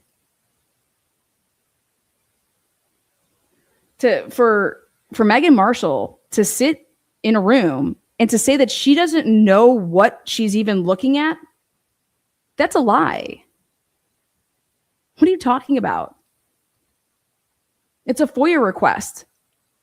Here's a list of what they were requesting. What's going on here? I mean, Meghan Markle did a pretzel 5 times yesterday. That's why I love Judge Kite, and she'll sit there and talk things out, because that's how to make sure that, okay, I want to make sure that I'm understanding what you're saying here. And then everybody's talking about what it is that's going on here instead of some uber secretive shit. This is nothing secretive. Okay. You guys, what they said yesterday, and that they're going to make a log, you guys, a log exists already. There's 2 different logs. There's a log that Bill Thompson and the prosecutors had to create because Judge Hippler said both of you guys are going to get in your evidence lists to the other side, and you're going to put them through the docket. Like you're filing these. Okay. And that's that 28-page spreadsheet with all of the exhibits that they were going to use in trial. And then the defense had to file theirs. Okay. So I think that that's probably your best log, right? Yes. And then you have another log, which is your law table of that index that has everything listed in the item numbers 1 through whatever came through. Because then stuff that's not even going to be used, or that neither side is using, but it's available, right, in this discovery process / the collection of evidence. And then that's there. Okay. How I know that a log has been created and what has gone out is because when you have to pay for your FOIA request, okay, you call up and pay over the phone and give them your credit card number. This is not some automated shit. Okay. And so they have a list, and it's in an Excel spreadsheet of when a FOIA request is whatever they're providing, it's listed. And then there's columns, rows of anybody that's getting that item. And there's a little check mark, and it says paid. And it's if you're paying the $30 fee, or are you paying the actual big old chunk that's you have to pay the full. And if you want, the $30 fee comes when you want to pay for the additional shit, meaning you're getting, after somebody buys it outright, then you can have a copy of it. And it's just another way for them to make $30, for them to literally send you a link, $30, so that you can download the material, $30. That's fucking crazy. There you go. There you go. It's been paid for, right? Well, so So when the Chapins are over here saying, you know, we can't even keep up with what's going out, I'm over here like, what are you talking about? How much shit do you guys think's out? There's hardly anything out, in my opinion. And the way that the families are getting notified, guys, is once we purchase and pay for it, it's ready to go. And it's going to be delivered to someone like me or someone like you. The families are getting an email. Okay. And that's what the Chapin's lawyers were talking about yesterday. Is that's the email that they're getting to say this FOIA has been sent out and it's listing what it is. And that's a courtesy. Okay. Well, guess what I said? I said, I want the fucking courtesy. Put me on that email. Because I'm the one over here buying FOIAs. And I want to know what FOIAs are being prepared, because then I want to be put on the list that says, hey, I want that for 30. Also, they're not told who FOIA requested it. They're not given that information. Okay.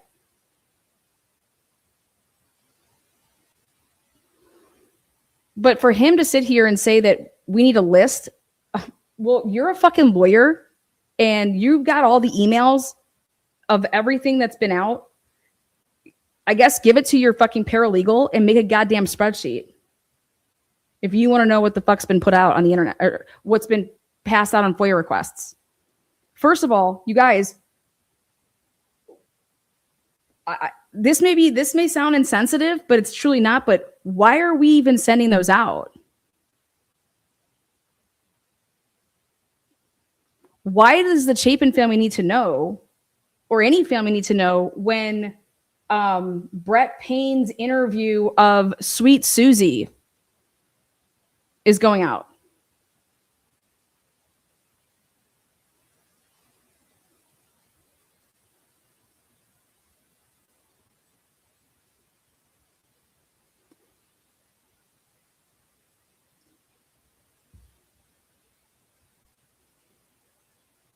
The only things that would concern me, and that's what kind of he said there at the end, is, well, some of the stuff doesn't matter to me. And it's like, yeah, exactly. The stuff that doesn't matter to you, okay, is like he only wants to know if it's graphic shit. But I'm over here saying, what do you mean what's graphic? Everything, there's nothing graphic anymore. What's graphic? Pictures. How is an interview graphic? How is body cam of Brett Payne doing loops? The only thing that would be graphic to me is the videos, the pictures of the crime scene, which I thought that was already handled. Okay. So what happened yesterday was absolute joke.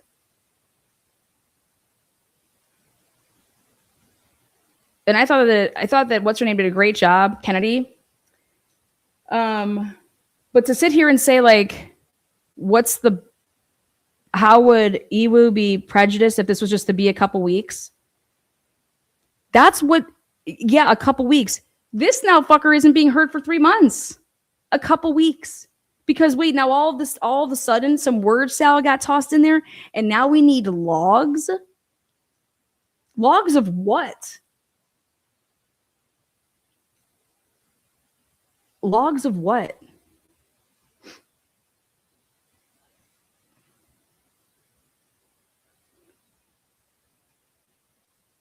We need a month to put together logs that already exist. You guys, I'm being like, it's the truth. These logs already exist. And there is no such thing as a log. Because these FOIA requests are coming up from what we're creating as a requester. As a requester. And so then I said, okay, so then let's just narrow down with what Iwu had asked for. And then to hear Megan Marshall say that she has no idea what's even being requested, either she needs to quit her job, get fired, or she's a liar.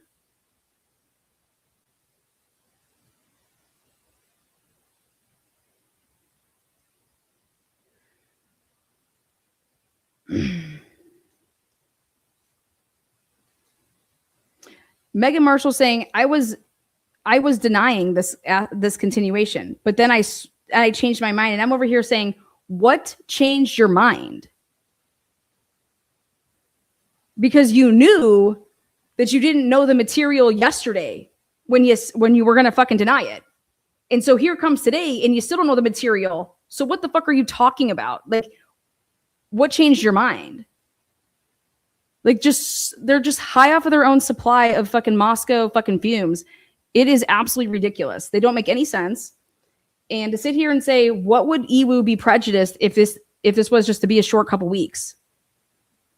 Well, I would have shot back with, Your Honor, well, looking at everything now, this isn't just a short couple of weeks. Okay?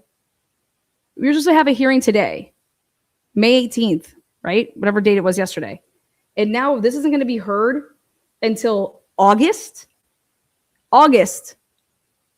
Who's talking about a short couple of weeks? This FOIA was put in September of 2025. And the best argument is that time heals nothing with what their argument is.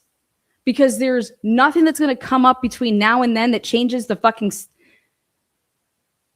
Why aren't you releasing this again? What are you lying and hiding behind? And then the girl Kennedy asked, well, is this going to be PA law? Is it federal law? Can we at least get that on the record that this is all being governed by Idaho law? And I think all of this time only gave me an opportunity to intervene. So let's intervene, because we need people that actually know what the hell's going on, arguing and being able to make the argument. Again, you do not have to be a lawyer to make an argument. The fuck out of here.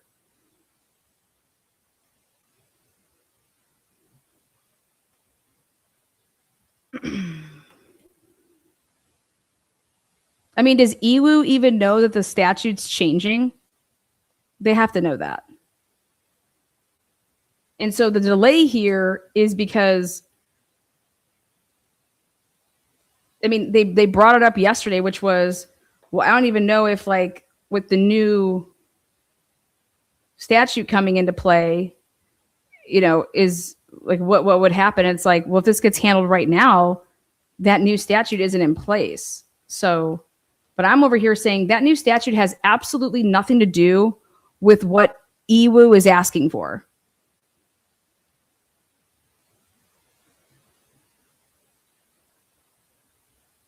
I thought she made an awesome argument when she's talking about the FBI sending an email dated May 5th or 4th or whatever the fuck date it was for a request that was in September. What are you putting on the record, Mia, Batista, whatever? What are you talking about? Even showing anybody that and sending that to people and saying that here, the FBI is saying like that this is not our stuff. We can't. Get the fuck out of here.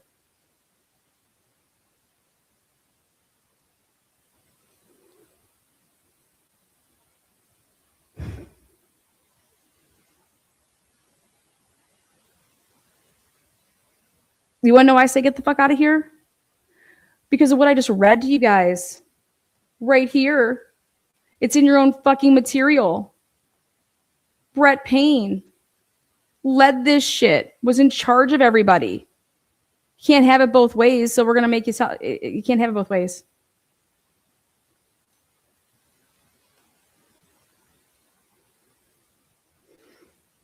Corporal Brett Payne was selected as the Officer of the Year in 2023. He was chosen for his massive role in the quadruple homicide investigation and his excellent job overcoming all the hurdles that led to the suspect's arrest. As lead detective, Corporal Brett Payne coordinated and collaborated with multiple law agencies to provide direction for the case. Corporal Brett Payne utilized his military background to direct the command center. He was in charge of the command center. They had jurisdiction. Everything flows through Moscow. And then in order to have a trial, the prosecutor And Moscow has to get the material from the FBI, who only did the work because they were assisting Moscow. Okay. So whose work is it? Is it the FBI's work, or is it Moscow's work that the FBI assisted in? But we're not going to get around. We as Americans should not be allowing local and state jurisdictions to try to get around their FOIA public requests by saying, hey, let's bring in the FBI only to use their resources, so that therefore none of their resources and whatever they're able to develop and then give to us that we have to use to prosecute somebody, it can never be FOIA'd. Because it's not our material, it's theirs. Are you high? You think that that's going to fly? You think that that should fly? That shouldn't fly.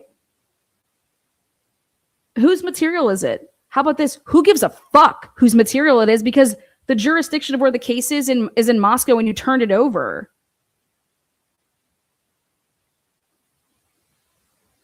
And so what, now you're going to say you can't give out our stuff? That's our, it's your what? It's your nuts in a handbasket. That's what it is. And you should have no problem with a fucking report that you got some fucking horrible man off the streets with. You shouldn't be, what's the problem here? What's the problem? Why aren't you fucking so ecstatic to have your name signed to something and say, yeah, look at how I got this bitch. Here, suck my titties. Yeah, take that, Brian Kohlberger. Isn't that how, I mean, what the fuck?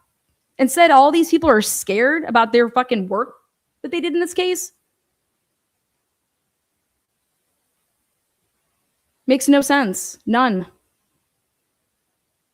It's not transparent. It's not truthful. It's bullshit. He forwarded information. Brett Payne, forwarded information and directed investigative units regarding what was needed each day. Do you see that? He ran this shit. And they reported back to this man, and they gave him all of the stuff that they went and did. Idaho State Police and Federal Bureau of Investigation personnel commended Corporal Brett Payne for his ability to lead this case professionally. Corporal Brett Payne continues to work relentlessly on this investigation.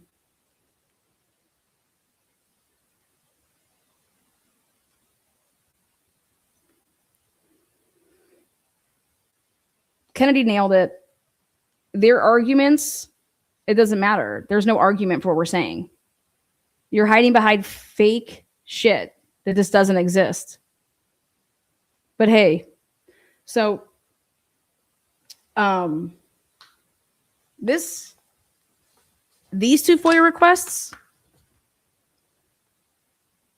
let's get that grant application submitted to ODP by Moscow Police Department for the PFSL grant program for the fiscal years of 2019, 20, 20, 21, 22, 23, 24, 25.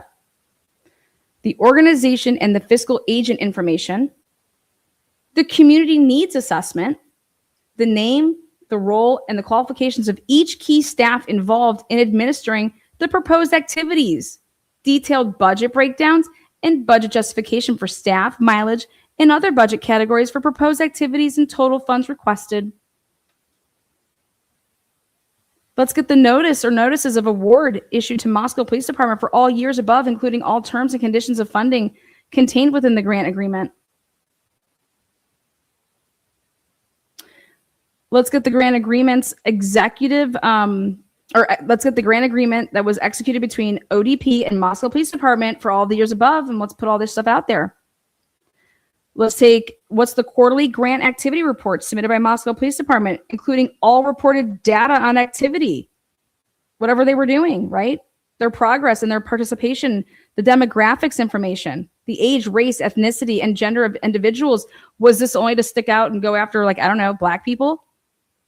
Okay. Let's get all reimbursement requests submitted to ODP by Moscow Police Department, including all supporting documentation for each request for all years above. How about that?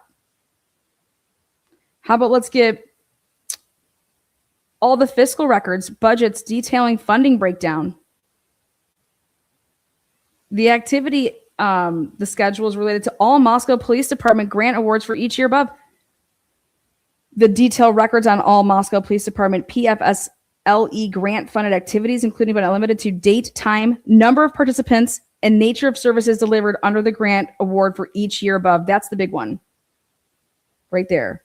The detailed records on all Moscow Police Department PFSLE grant funded activities, meaning let me see.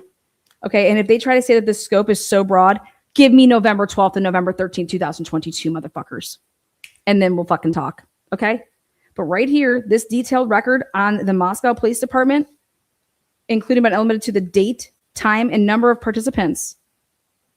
These so-called plain clothing that you guys are just doing 2 times a year, and one of them happens to fall in 2022, the year that you did it, on the night of the quadruple fucking homicide? Let me see these motherfucking records right now. Let me see the pay periods of Rosendahl and Jacob and Payne. Jacob Tisdall, Nate Rosendahl, and Payne. Let me see their pay periods for September, October, and November of 2022.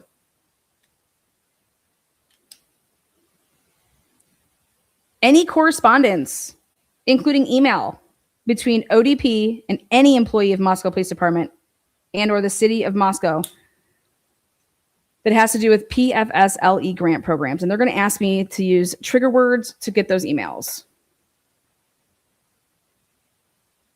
And so we're going to have to, like, the keywords are going to have to be like plain clothes, plain bullshit.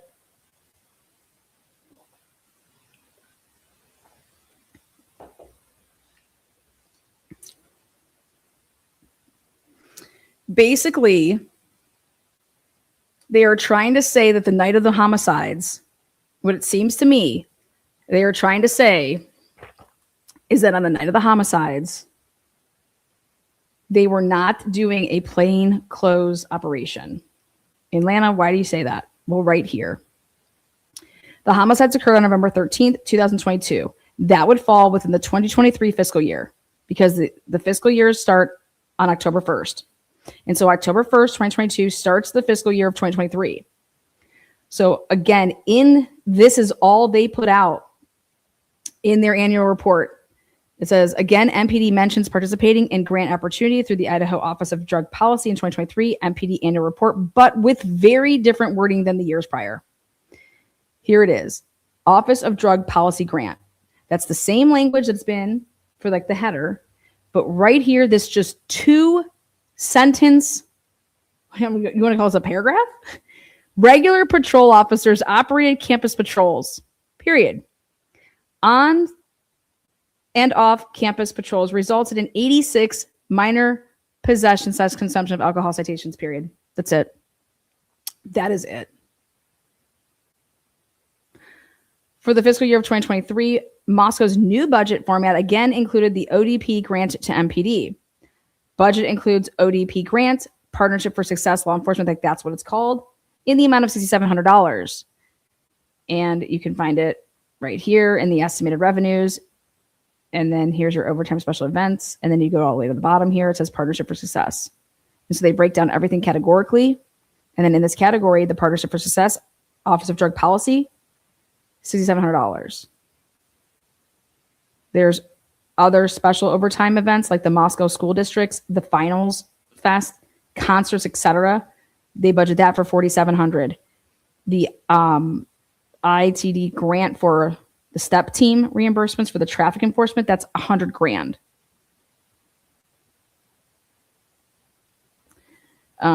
They have officer salary, officers work special events on an overtime basis. The events they work are reimbursed through fees charged to the organizer at a set rate of $70 per hour, except for the ITD, Special Emphasis Patrol Overtime, which pays salary and partial benefits for the officers assigned.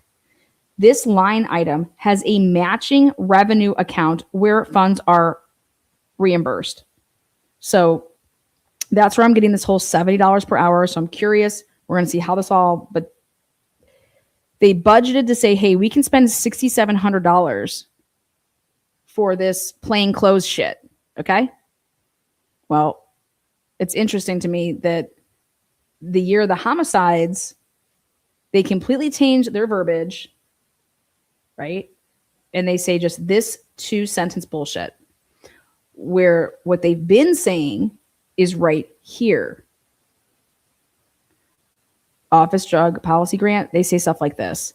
This was the 4th year the police department has benefited from the Idaho Office of Drug Policy grants to address underage drinking. This grant provided overtime funds for the officers to conduct party patrols on and around the University of Idaho campus. This is what we should be seeing in that paragraph. We should be seeing patrols were conducted with two officer teams in plain clothes looking for obvious alcohol violations in public areas. While conducting patrols, 32 contacts were made and 10 citations for minor possession were issued. See how it says, while conducting patrols here? Normally what they say is, if you go up to the next year, they say things like, patrols were conducted with 2 officer teams in plain clothing who looked for obvious alcohol violations in public areas. Officer Warner applied for and oversaw the grant process. So what it seems like you have to do is each year you have to like reapply. And then here it says, while conducting 2 patrols, see how it's, and then it says 113 contacts were made. Well, here we go to this, lovely year. On and off campus patrols resulted in 86 minor possession consumption of alcohol citations. What? Why aren't you being specific about anything? Because y'all don't want to talk about the night of the fucking murders, do you? And what we can take from this is we're going to play you guys want to play the switchy game? Well, I'll play the switchy game. What this now shows me is that what the fuck were you guys doing on November 12th going into November 13th? Because what it seems like is that it wasn't for this other drug, this Office of Drug Policy grant. And so you're going to sit here and tell me that either it was, and wow, on the night that you guys just did this, that you do it twice a year, 4 kids were murdered. Awesome. Or you're trying to hide the fact that on the night of the murders that you guys were ever doing something like this. And instead it was for something else. And that those plain officers were doing something else with a different organization, agency. And what is it? The FBI? What type of task force were y'all running? Anyway, you slice and dice it. This makes y'all look like shit. And go ahead and deny this FOIA request, because guess what? You deny this, I'm taking it to EWU, taking it straight to them, and having them add it on to the thing that gets to be heard in August, because there's going to be plenty of time for this return to come back, which will be 21 days, for us to know if you're going to deny anything or do anything stupid. And we not only public requested it through Moscow Police Department, but we went through and did it most importantly through the Idaho Office of Drug Policy, the ODP. We hit them up for a public records request. So let's make sure that Moscow Police Department knows that. Let's see you come back with some bullshit, because it's what you call due diligence, checking it on both ends. Let's see if the numbers match. Fuck these people. And then this will be turned over, because this was on the night of the murders. And on the night of the murders, wow, you guys were operating what? Nothing. I don't know why they were in plain clothes. Oh, you don't? The thing that's scary is that they only do this twice a year. And let me ask you this question. You think Brian Kohlberger knew that? You think Brian Kohlberger knew this? Because now that would be some dope ass shit, right? So instead of just stating the truth, you rewrite this whole fucking annual report section. Why?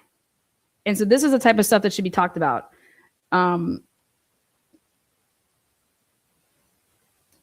It's absolutely crazy. This is crazy. And this is the type of stuff that, what's the answer for this? I just showed you every single fucking year, and even the year after. Look at this year in 2024. or I'm sorry, in 2020, yeah, in 2024. Look at this shit. Now it says during patrols in 2024, 49 contacts were made with the following citations being issued. Teams of 2 officers in plain clothing carried out patrols looking for apparent alcohol violation. This is how it's, see this Office of Drug Policy grant? This is how it looks like in 2024.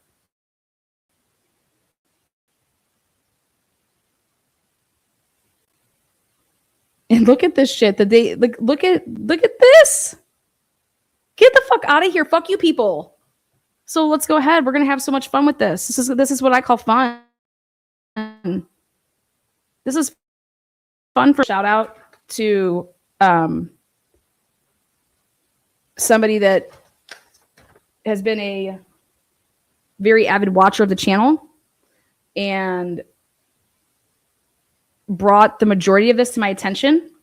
And so I'm not going to name any names, but I just want to say thank you. And when I said that I had to double check stuff and look over some stuff, I just don't get something and run with it. There's conversations that I have. And so I just want to say that this was totally a collaborated effort with this channel. And so if this channel didn't exist, this FOIA would not be going in the way that it's going in. And so I just want to say, when you guys actually do email me, I do actually read them. And some of them are absolutely ridiculous.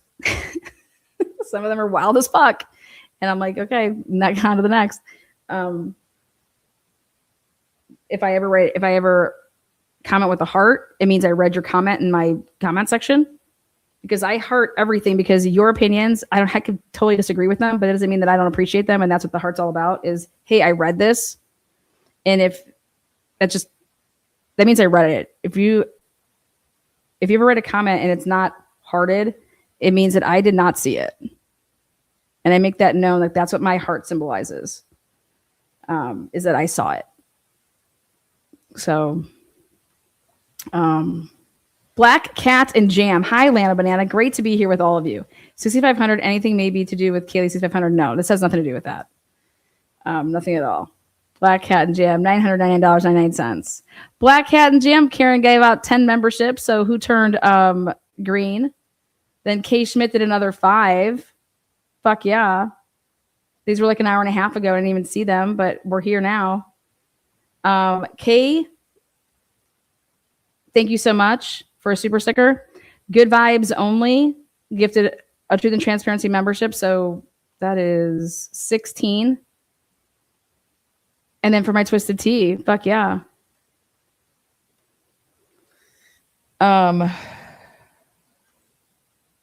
So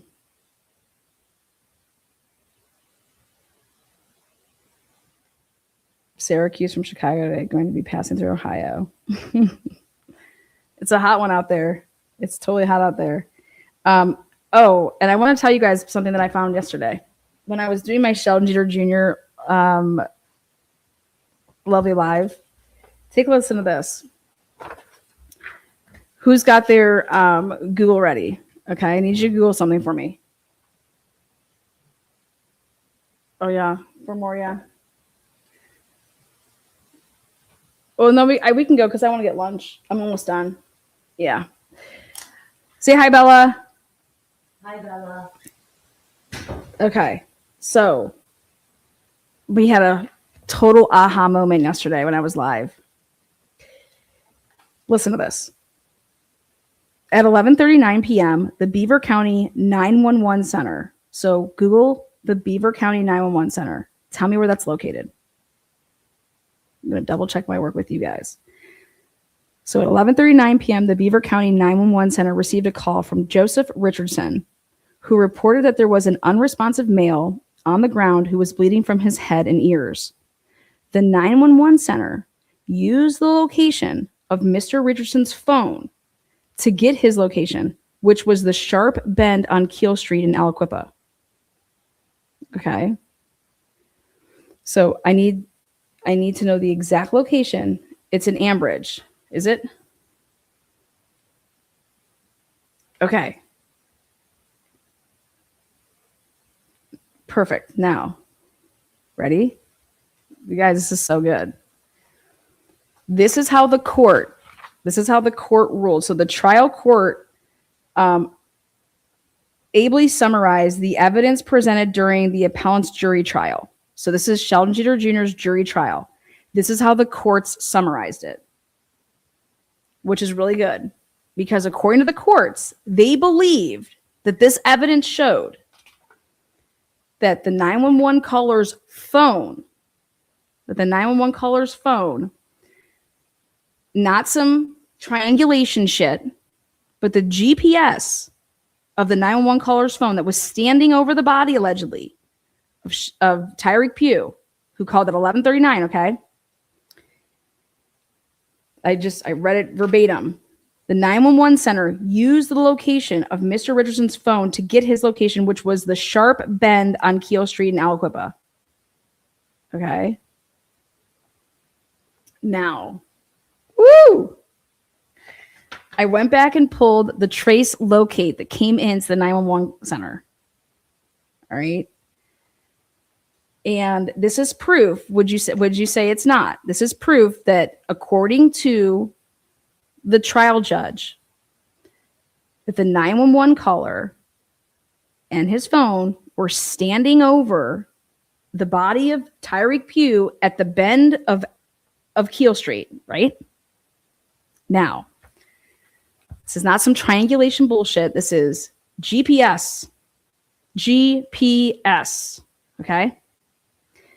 Now, when I actually went in my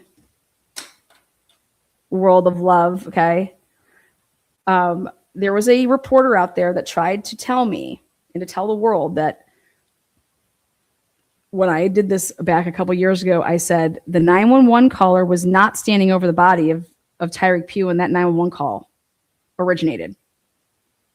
And they're like, how can you say that? Well, I said, because I have the CAD notes and I have the trace locate 911 exact GPS coordinates. Okay. And this was never challenged by Sheldon Jeter Jr.'s attorneys. Never once.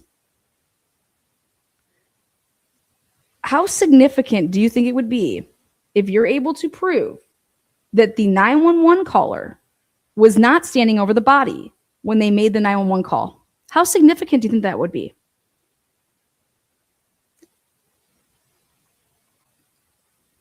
I always wondered,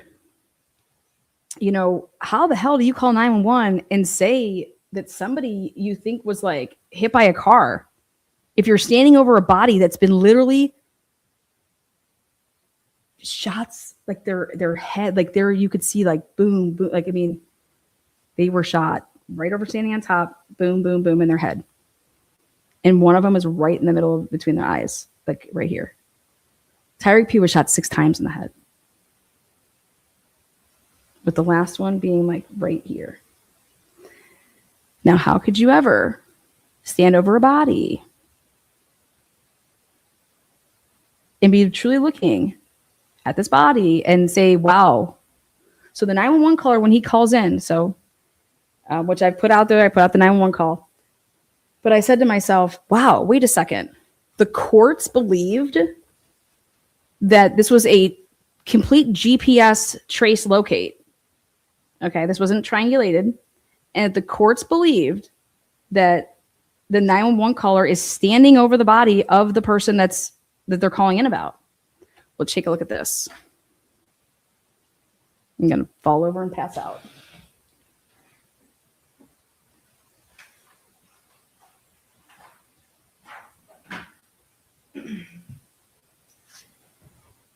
This is my Sheldon Jeter Jr. work product binder, as well as reports from his case. And I've put in countless, like 2,000 hours into this case, easy, if not fucking shit ton more. Take a look at this. Okay. All right, so this is this binder. I'm going to back us out.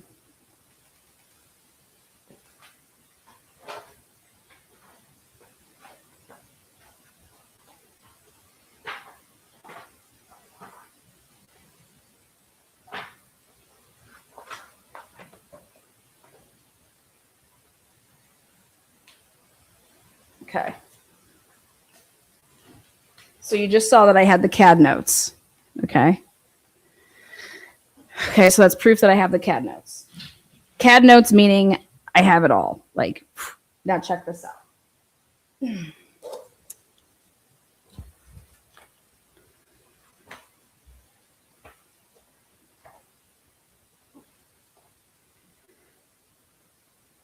In the bottom of the CAD notes, it says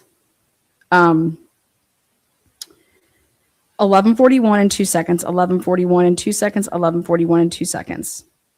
It's saying, and it has longitude and latitude. Okay. And I'm going to show you this right here.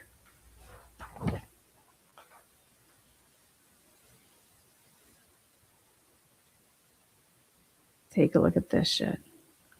Sheldon's coming home.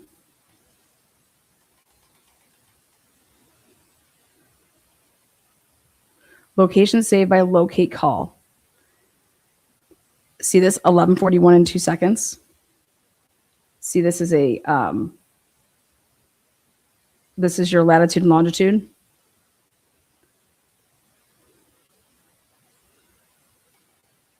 Why would it ever put that your estimated location is 1140 Harmony Road, Baden?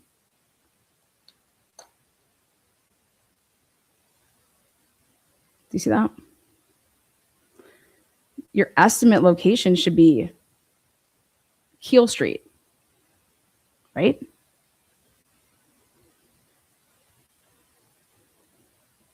Take a look at this. So what the call does is it continues on. So see how it's 11:41 2 seconds. Now it's 11:42 11:41 and 7 seconds. This is like typing in when you're actually working. So male down on the ground appears to have been struck by a vehicle. Unresponsive, severe bleeding, bleeding from the ears in the sharp bend on Keel Street Hill. And I went back and I listened to the 911 call again. And I did this back in the day. And I was like, the 911 caller never tells him, meaning Joseph Richardson, never tells Beaver where he's located. Okay. He tells him, the dispatch people say, oh, you're in the bend of the hill. Oh yeah. Right when it's turning. Yeah. And I'm like, how the fuck does the dispatch person know exactly where Tyreek Pugh's body is laying? It's very similar to like when I said about about Jennifer Drake. I was like, there's no 911 call placed to Kootenai County. Like, what's going on here? And then when they tried to call back Kootenai County and said, hey, can you give me that information of that call? They couldn't locate it. Okay. They couldn't locate it. And I was like, who the fuck was working at the dispatch that day in Kootenai County? And who has this type of relationship? And because this was really, really sought out with the Brian Drake case and how they did all of that. But then we go over here to this case. And I'm like, dude. And so this is when medics get released per PP, the PD, per PD dead on arrival. You see that? 11:43 and 58 seconds. He's already calling it in. 11:43 and 58 seconds. The 911 call began at 11:39. Okay. And this is Aliquippa. So Aliquippa police were literally on scene like they've never been to a scene faster. Okay. But as you can see here, do you see male appears to have been struck by a vehicle? How the fuck do you stand over a guy's body who's in the middle of the road and has 6 shots to the head? How would you ever say that?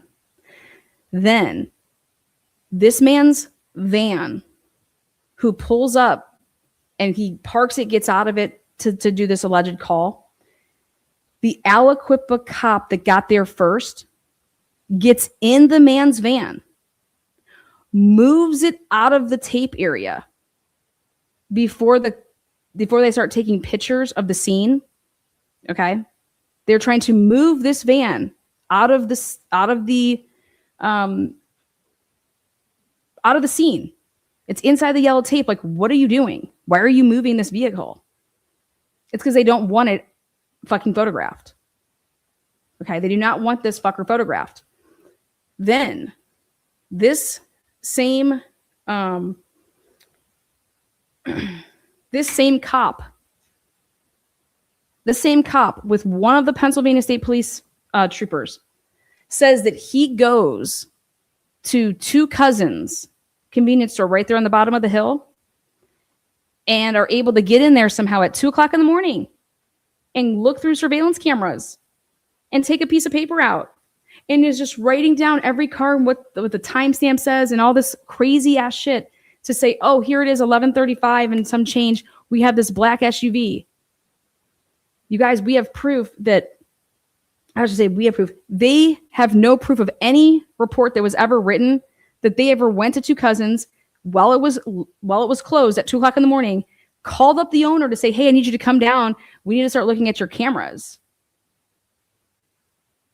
There's none of that. In fact, you also look at the dispatch logs, and normally you would do over the radio, 612 heading over to 13 high, blah, blah. And it's going over like where you're going, where you're reporting to like talk to the owner of this Two Cousins convenience store.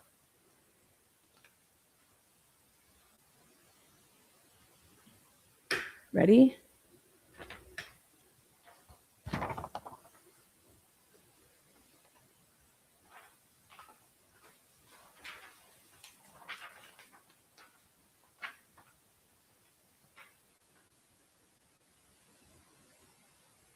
Dispatched 11:41 and 47 seconds. See that? On scene 11:42 and 10 seconds. This is Alex Bitts. This is the guy that got into the vehicle, moved the van. Then he allegedly went over there and got the, information from the Two Cousins convenience store with a trooper that they never went and got. Then goes over to Sheldon Jeter Jr.'s house. And this same man right here that moved the van so it wouldn't be photographed in the pictures of the crime scene, he then gets into Sheldon's SUV and backs it up, pulls it out. Just because you get my permission to search my vehicle or have my SUV or whatever, you still have to do the right thing, which is just to tow the fucker. No, he just gets in it. We have all the camera footage from across the street. There is no blanket, no orange blanket, evidence blanket that was put in that you're supposed to put down if you're ever going to do something like that to get in it. Drives the vehicle, the SUV, for like, I don't even know, a couple miles, not even, to the barracks, but they don't get that far at all. They said that it breaks down. Okay. Then that guy gets out of the vehicle, this Alex Bitts guy gets out of the vehicle, and they have to call a tow truck, and then a tow truck comes back, and then it tows it to this place called Junax, like literally 4 stores down from, it's right across from the cops station in Aliquippa, but it's 4 doors down from the Two Cousins convenience store. And the next day, there is a evidence blanket in Sheldon Jeter Jr.'s SUV, okay, that was not ever put in because we have the cameras rolling from the neighbors across the street the whole time, showing that there's no blanket that's ever put in this car. But then the photographs, when they first get there to get in, there's this blanket in there. Then they use this gunpowder residue. They use his hands. You have to have all particles to be able to test positive. He did not. But they test the car and they say that it was positive for gunpowder residue on the side of the, on top of the steering wheel, on the middle console, and on the left part of the door. And I'm like, this fucking cop got into a car. Okay, first of all, he's on scene you do the math. Okay, crazy, because he was the cop car that was right across the street, that was sitting right up on the hill, like watching. This is the same cop car, or this is the same cop that moves a van of the 911 caller who now we have a lot of questions about, because was he truly standing over the body? Was he just, I mean, what the fuck's going on here? Why did we really have to move out that, the cop that moved the van out is the same cop that moved Sheldon's car. And so either your 911 caller's car van had all the fucking gunpowder residue on it, right? Or the cop had the gunpowder residue on his hands. Because they were the last ones to drive the motherfucking thing. Are you people high? Like, how do you not present this to the jury? And then the most compelling thing is, I mean, if this isn't compelling enough, is then we have, they don't go to the two cousins camera. They don't go get the two cousins camera until the next day. So how did they know, though, that there would be a black SUV? Well, because, like I said, this is all set up. Well, let me show you what else is a setup. Do you see how these are the people that were assigned and dispatched? And you have the name Giovanna Trellio, Alexander Bitz, John Lane, Joseph Venturo. Okay. Watch this. They did a crime scene log. Thank God.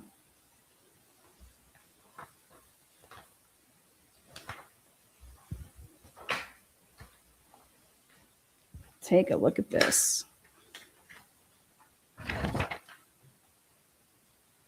This is what a crime scene log looks like. Look at these officers. Who is Andrew Galletti? Alex Bix, 1142. Andrew Galletti, Idaho PD. You weren't working that night. How did you get there within a minute? Not even. You live 15 minutes away, where your house is located is 15 minutes away. You weren't scheduled. Andrew Galletti, you weren't dispatched there. What vehicle did you arrive in? Were you in that little neon that you drive back in the day? Did you have a truck? Were you just already out there? So we're putting a cop who was in plain clothes at the crime scene at the time of the crime. You guys want to fuck with me? You guys want to fuck? Let's fuck. How come I can't get a lawyer who's worth a damn in Pennsylvania to help an innocent motherfucking kid who has literally been railroaded by Idaho Police Department and the Pennsylvania State Police? The same people, Pennsylvania State Police.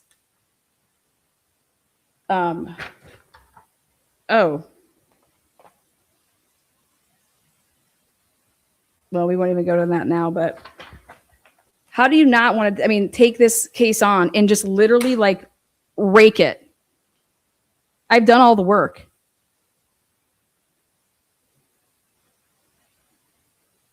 Like this is Sheldon Dieter Jr.'s case. This is the case with Rachel Del Tondo. How do you not take on this case? Where's the feds? Where's the FBI? And then so going back to this 911 call. We have a 911 caller that's not over the body based on the evidence. And this 911 caller, he had, this is where I'm getting the information from. This is straight from what the judge believed off of the evidence in that courtroom. This is the facts. And this right here proves to me that the judge believed that the 911 caller's phone was trace located, meaning this wasn't triangulated, this was GPS. Okay? And that it traced back to literally being in the middle of that bend. Well, that's not what any of your reports say. Your reports say that the 911 caller was at 1140 Harmony in Baden, which is a good 10 to 13 minute to 14 minute drive away. And then I wondered why nobody interviewed and separated these witnesses right away. The 4 witnesses that were down there allegedly before 911 got there, like the cops. None of these people were interviewed until 1 a.m. Why? When all you motherfuckers were there. And when I say all you motherfuckers were there, PSP, you guys got there. Why did you guys start? I mean, Max Trigilio, when the hell were you there? And then this guy has 3 or 4 different vans at his home. None of them have regular plates on them. Look at this. Clayton McGarry, Michael Miller. You guys both suck. Watch this. Here. How about this? Let's talk about this report. You guys were dispatched to 246 Keel Street, right? Upon arrival, on scene, 5/16/2020 at approximately 12:06. 12:06, this guy is writing and saying at 12:06, Daniel Smith, there was members of the Idaho Police Department that were there, but they advised that they cordoned off the crime scene with yellow crime scene tape. Members of the Idaho Police Department, members of the Idaho Fire Department, as well as 4 civilians were observed within the yellow crime scene tape when this guy arrived. Okay. The deceased male in the roadway was observed to have multiple gunshot wounds. I mean, it was just so obvious. I mean, if I could show you guys these pictures, and one day maybe I will, you're not thinking that this man was hit by a car. It's impossible unless you weren't fucking there. You would never say that you thought he got hit by a car. I also observed a burgundy Kia Sorento bearing the plates, and then a silver Chrysler Town and Country. Do you see that? Town and Country minivan bearing Pennsylvania temporary registration within the Okay, then I said, wait a second. That's not the car that was seen on the fucking camera. Lana, you gotta be kidding me. No, take a look at this.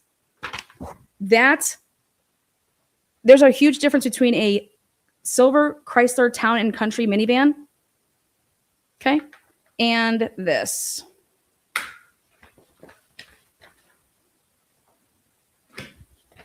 You guys ready? This is the report. They lied. On May 16th at approximately 1:30, myself and Officer Alex Bitts responded to 2 Cousins convenience store. The fuck y'all did. There is not a single report that says this. There is not a single camera that shows that they went there. There is nothing. They did not get no thumb drive. They didn't get no fucking screen recording of let me take my camera and record and show so I can take pictures of what we're seeing. Nothing with any metadata that has anything to do with the night at 1:30 in the morning. Okay. They responded to 2 Cousins convenience store located any surveillance video that showed all vehicles coming from Keel Street onto Franklin Avenue at the time of the incident. They said that they did this at 1:30 in the morning. While reviewing surveillance video, I requested that 2 Cousins allow PSP to review surveillance video from 11:31 to 11:45. Look at this shit. To show any vehicles coming from Keel Street onto Franklin Avenue. While monitoring the video at 2 Cousins, the following vehicles were noted to pass by 2 Cousins convenience store. They're saying that they did this at 1:30 in the morning. First of all, how did you get in there? Where's a report with who did you meet with to get into the store? There's none of these. This never happened. This never happened. They go ahead and they list all this shit. A white colored vehicle illuminated all of this shit. Okay. Ready for the mind blow though? Right here. This Dodge minivan, not Chrysler. This Dodge minivan turns onto Cochran Street from under State Route 51. This vehicle is later determined to be Richardson, who was our 911 caller. I said, this is exactly why they had to move the fucking van. Hot damn. In a different report, because you can't, when you're a cheater, you're a cheater. When you're shitty, you're shitty. And I was able to find it. I said, oh my God, I can prove it. I can prove it was a different van. I went to this report, which was wrote by, like I said, silver Chrysler Town and Country minivan. See that? That's what was inside the tape. This is what Bitz moved, okay? Because he couldn't have it be taken a picture of because he knew it was a different van. He knew it was a different van than what this, they were trying to say they're going to use this Dodge minivan and they're acting like it's Richardson. It's a totally different van. This is a Dodge minivan. Totally different than a Chrysler. This is a frame job. And I solved it. I fucking solved it. And it's fucking right here. I put it out there and literally nobody, I can't get anybody to fucking say, oh my God, I need to take this case. This dude is innocent as can be. He did not kill Rachel Del Tondo. He did not kill Tyreek Pugh. Tyreek Pugh was killed so that they could set up Sheldon and label him a killer, a murderer, so that they could then pin the Rachel case on him after the fact, which I basically prevented because I took on Sheldon's case and started bringing all this stuff to the forefront.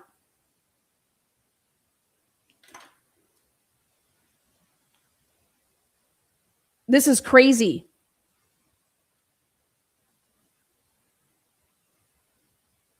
But I can't get anybody that has a law license in Pennsylvania or who knows somebody that's an appellate attorney.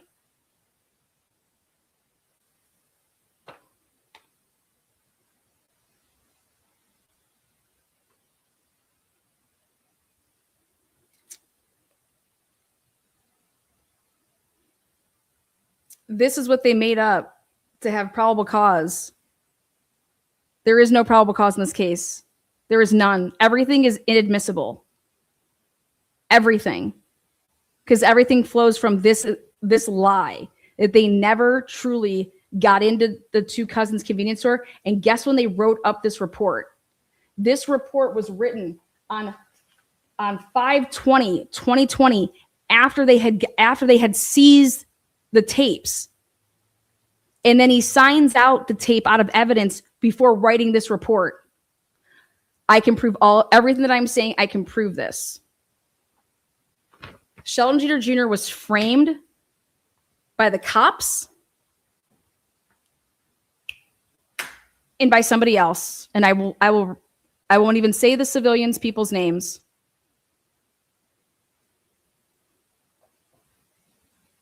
And the reason I'm choosing not to say the civilian people's names is because we all know what happens when people get threatened.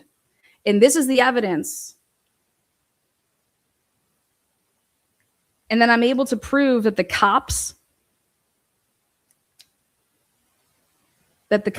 underneath their car that's at the crime scene, okay, it's also dry. The van has a huge dry spot underneath the van. That means when it was moved all around it, it's all wet pavement. It means because it started raining after the van was already there and after the cop car was already there. Then it starts raining. And that's what I can prove that the witness's car, though, that came back down and parked, it's wet underneath their vehicle. And that means that the van and the cop car were there before the witness, Sorrento, was there. Science can prove the order that the vehicles arrived at the fucking scene. Thank God it rained. They had to they used a pop-up tent to put over Tyreek Pugh, okay, when it started to rain. And you could see his body is outlined, and it looks like there's chalk on the ground in a way because when he was laying in place there after he was shot in a vehicle, in a van, okay, I believe he was shot in a van because the backseat of a van, they go straight across. And if you are leaning your head back, you're going to lay over the back. And that's why his blood was flowing like this from his headshot. Okay. His blood would have never flown the way that he's laying there on the concrete. Okay. It would have just come down like this because it was on a tilt, on a incline. I showed that to Scott Roeder. He said, "You're right." I said, "I need you to prove that it's a staged crime scene." He said, "Okay." So he did. He went to work and did it. Introduced him to the family.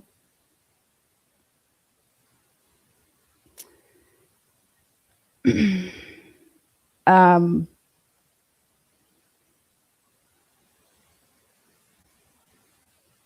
Tyreek Pugh's body it was not wet. That means when he was placed there, it was dry outside. It hadn't started raining. Okay. Then it starts to rain. And ready? If it was dry when Tyreek Pugh's body was placed there, and it was dry when the cop car arrives, and it's dry when the van arrived, right? But when the witness's vehicle came down that was in that's Kia Sorento underneath that car, who they say got there before the cop car did, then it would have been dry as well if they got there before the cop car did, right? It's wet underneath that vehicle, which tells me that it got there after the cop car got there. That's science. And if it wouldn't have rained that night, we wouldn't be able to prove that. I found all of this shit out. These lawyers didn't do a fucking thing for Sheldon. Nothing. This is a case where it's like, if you're going to take on a pro bono case, if you're going to take on something, Pennsylvania State Police are the same police department that teamed up with Idaho for the Brian Kohlberger case. When I was covering the Sheldon case, and then Moscow, Idaho happened, right? And then they arrest somebody in Pennsylvania. I said, you got to be shitting me. I already know what the Pennsylvania State Police are capable of because of this case. This is why my opinion is my opinion. And hey, maybe there's answers to this, but I can tell you that they need to find some answers to this. Otherwise, Sheldon Jeter Jr. should be free. And it starts with this 911 call, because that van is not the person that was driving that car that came up the hill at 11:37 to go into the body and find the body, because they have Sheldon, they said, leaving down the hill at 11:35. I said, this is all lies. They waited until Sheldon passed out and somebody would have been watching. And that's where Alex Bix was exactly where he was sitting, across, up on that hill. They had cops at both ends because they didn't know if Sheldon was going to be leaving out the Keel Street way or coming down the where the Dollar General was located. So you needed two cops.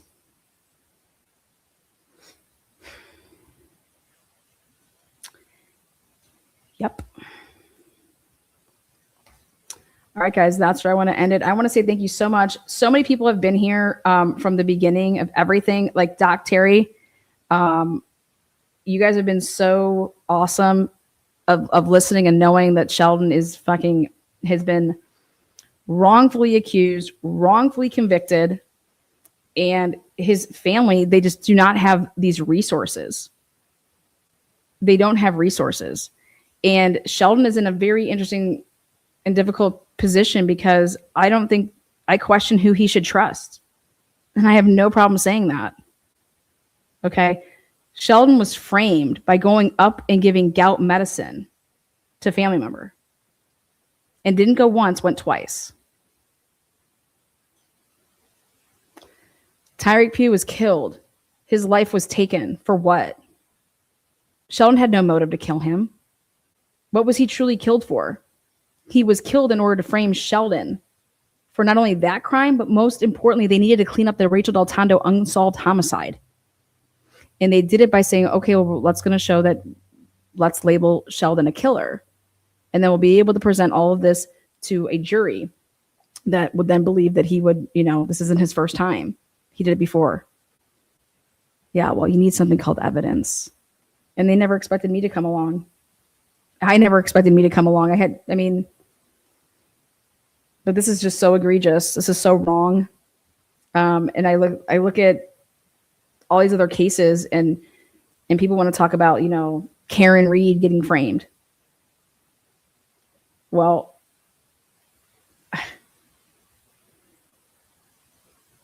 there is way more evidence here to show a fucking frame job than there ever was in Karen Reed. Like, they had to do some serious digging and PRing. Okay. So if anybody wants to take on a case and make a new name for themselves, this would be the case because it's a winner. You're fighting corruption and you can clean up Beaver County. And the new district attorney should be presented with all of this. And he should say, what the fuck is this shit? Sheldon Jeter Jr. should have got a retrial. And Judge Tesla just recently said no. And he said no because of the gunpowder residue. And I'm like, this is crazy. That can't even be your reasoning. It's like why Alec Murdaugh is getting a new trial. It has nothing to do with the case evidence. A juror tampered with the jury room, with the jury proceedings. A juror asked her father what she should fucking do. You cannot do that. You cannot even ask God and then say, okay, Dad, what should I do? And then, okay, we should pray on it. You can't bring God as a 13th juror either. And then she asked for full fucking immunity to testify at an evidentiary hearing. They granted it to her. And then they still didn't find in favor of Sheldon to get a new trial? How the fuck is that possible? They didn't even grant Becky Hill immunity to just say whatever. Like, come on. She wouldn't talk without fucking getting immunity. And so did her dad wanted immunity. And so did like her ex-husband's dad. It's nuts. It's absolutely nuts. And so this is the type of case where we need to put in mass FOIAs. Okay. And so I'm going to be doing another live and I'm going to show us all how to do that. But we need to ask for a ton of information for this case. And it's going to start with Sheldon got his trial transcripts. Okay. We're trying to get those. And these attorneys of his, they also have the copy. Okay. Well, Sheldon wants them out online. Sheldon wants you to read his trial transcripts so everybody can see how the first trial truly went down and what these people said on the stand. Because in Pennsylvania, you can't have cameras in the courtroom. It's bullshit. But we need to have transparency in Pennsylvania. So you're going to at least give us the trial transcripts, which the judge sealed. I believe now they should be unsealed. So we need to put out the trial transcripts so everybody can see. I will read them through. I'll get Bella on here. We will do a read through. But this case, there's a teacher that was gunned down in 2018 on Mother's Day night on her parents' driveway. Okay, Sheldon didn't do that. But this is what the fallout was from that. Rachel Altano was scared of her ex-fiance, and she was scared mostly of the Aliquippa Police Department. And now I am implicating the Aliquippa Police Department in a huge fuck job in this 2020 case. That's who Rachel was afraid of. Rachel was in a vehicle of a police officer's daughter the night she was gunned down, who texted her to say, go for a walk. And then she was shot in the back 9 times. That's not a fucking crime of passion. That's a hit. We'll see you on the next one. Thank you guys so much. Much love, appreciation. You guys are fucking awesome. One step at a time, and keep sending the emails. I'll keep going through them, and we will make a difference. I'm telling you, we can make a difference. I had no numbers before. Okay, when I took on the Sheldon case, I had like 3,000 subscribers. We've built this army to 73,000 people. Let's fucking go. Let's do this.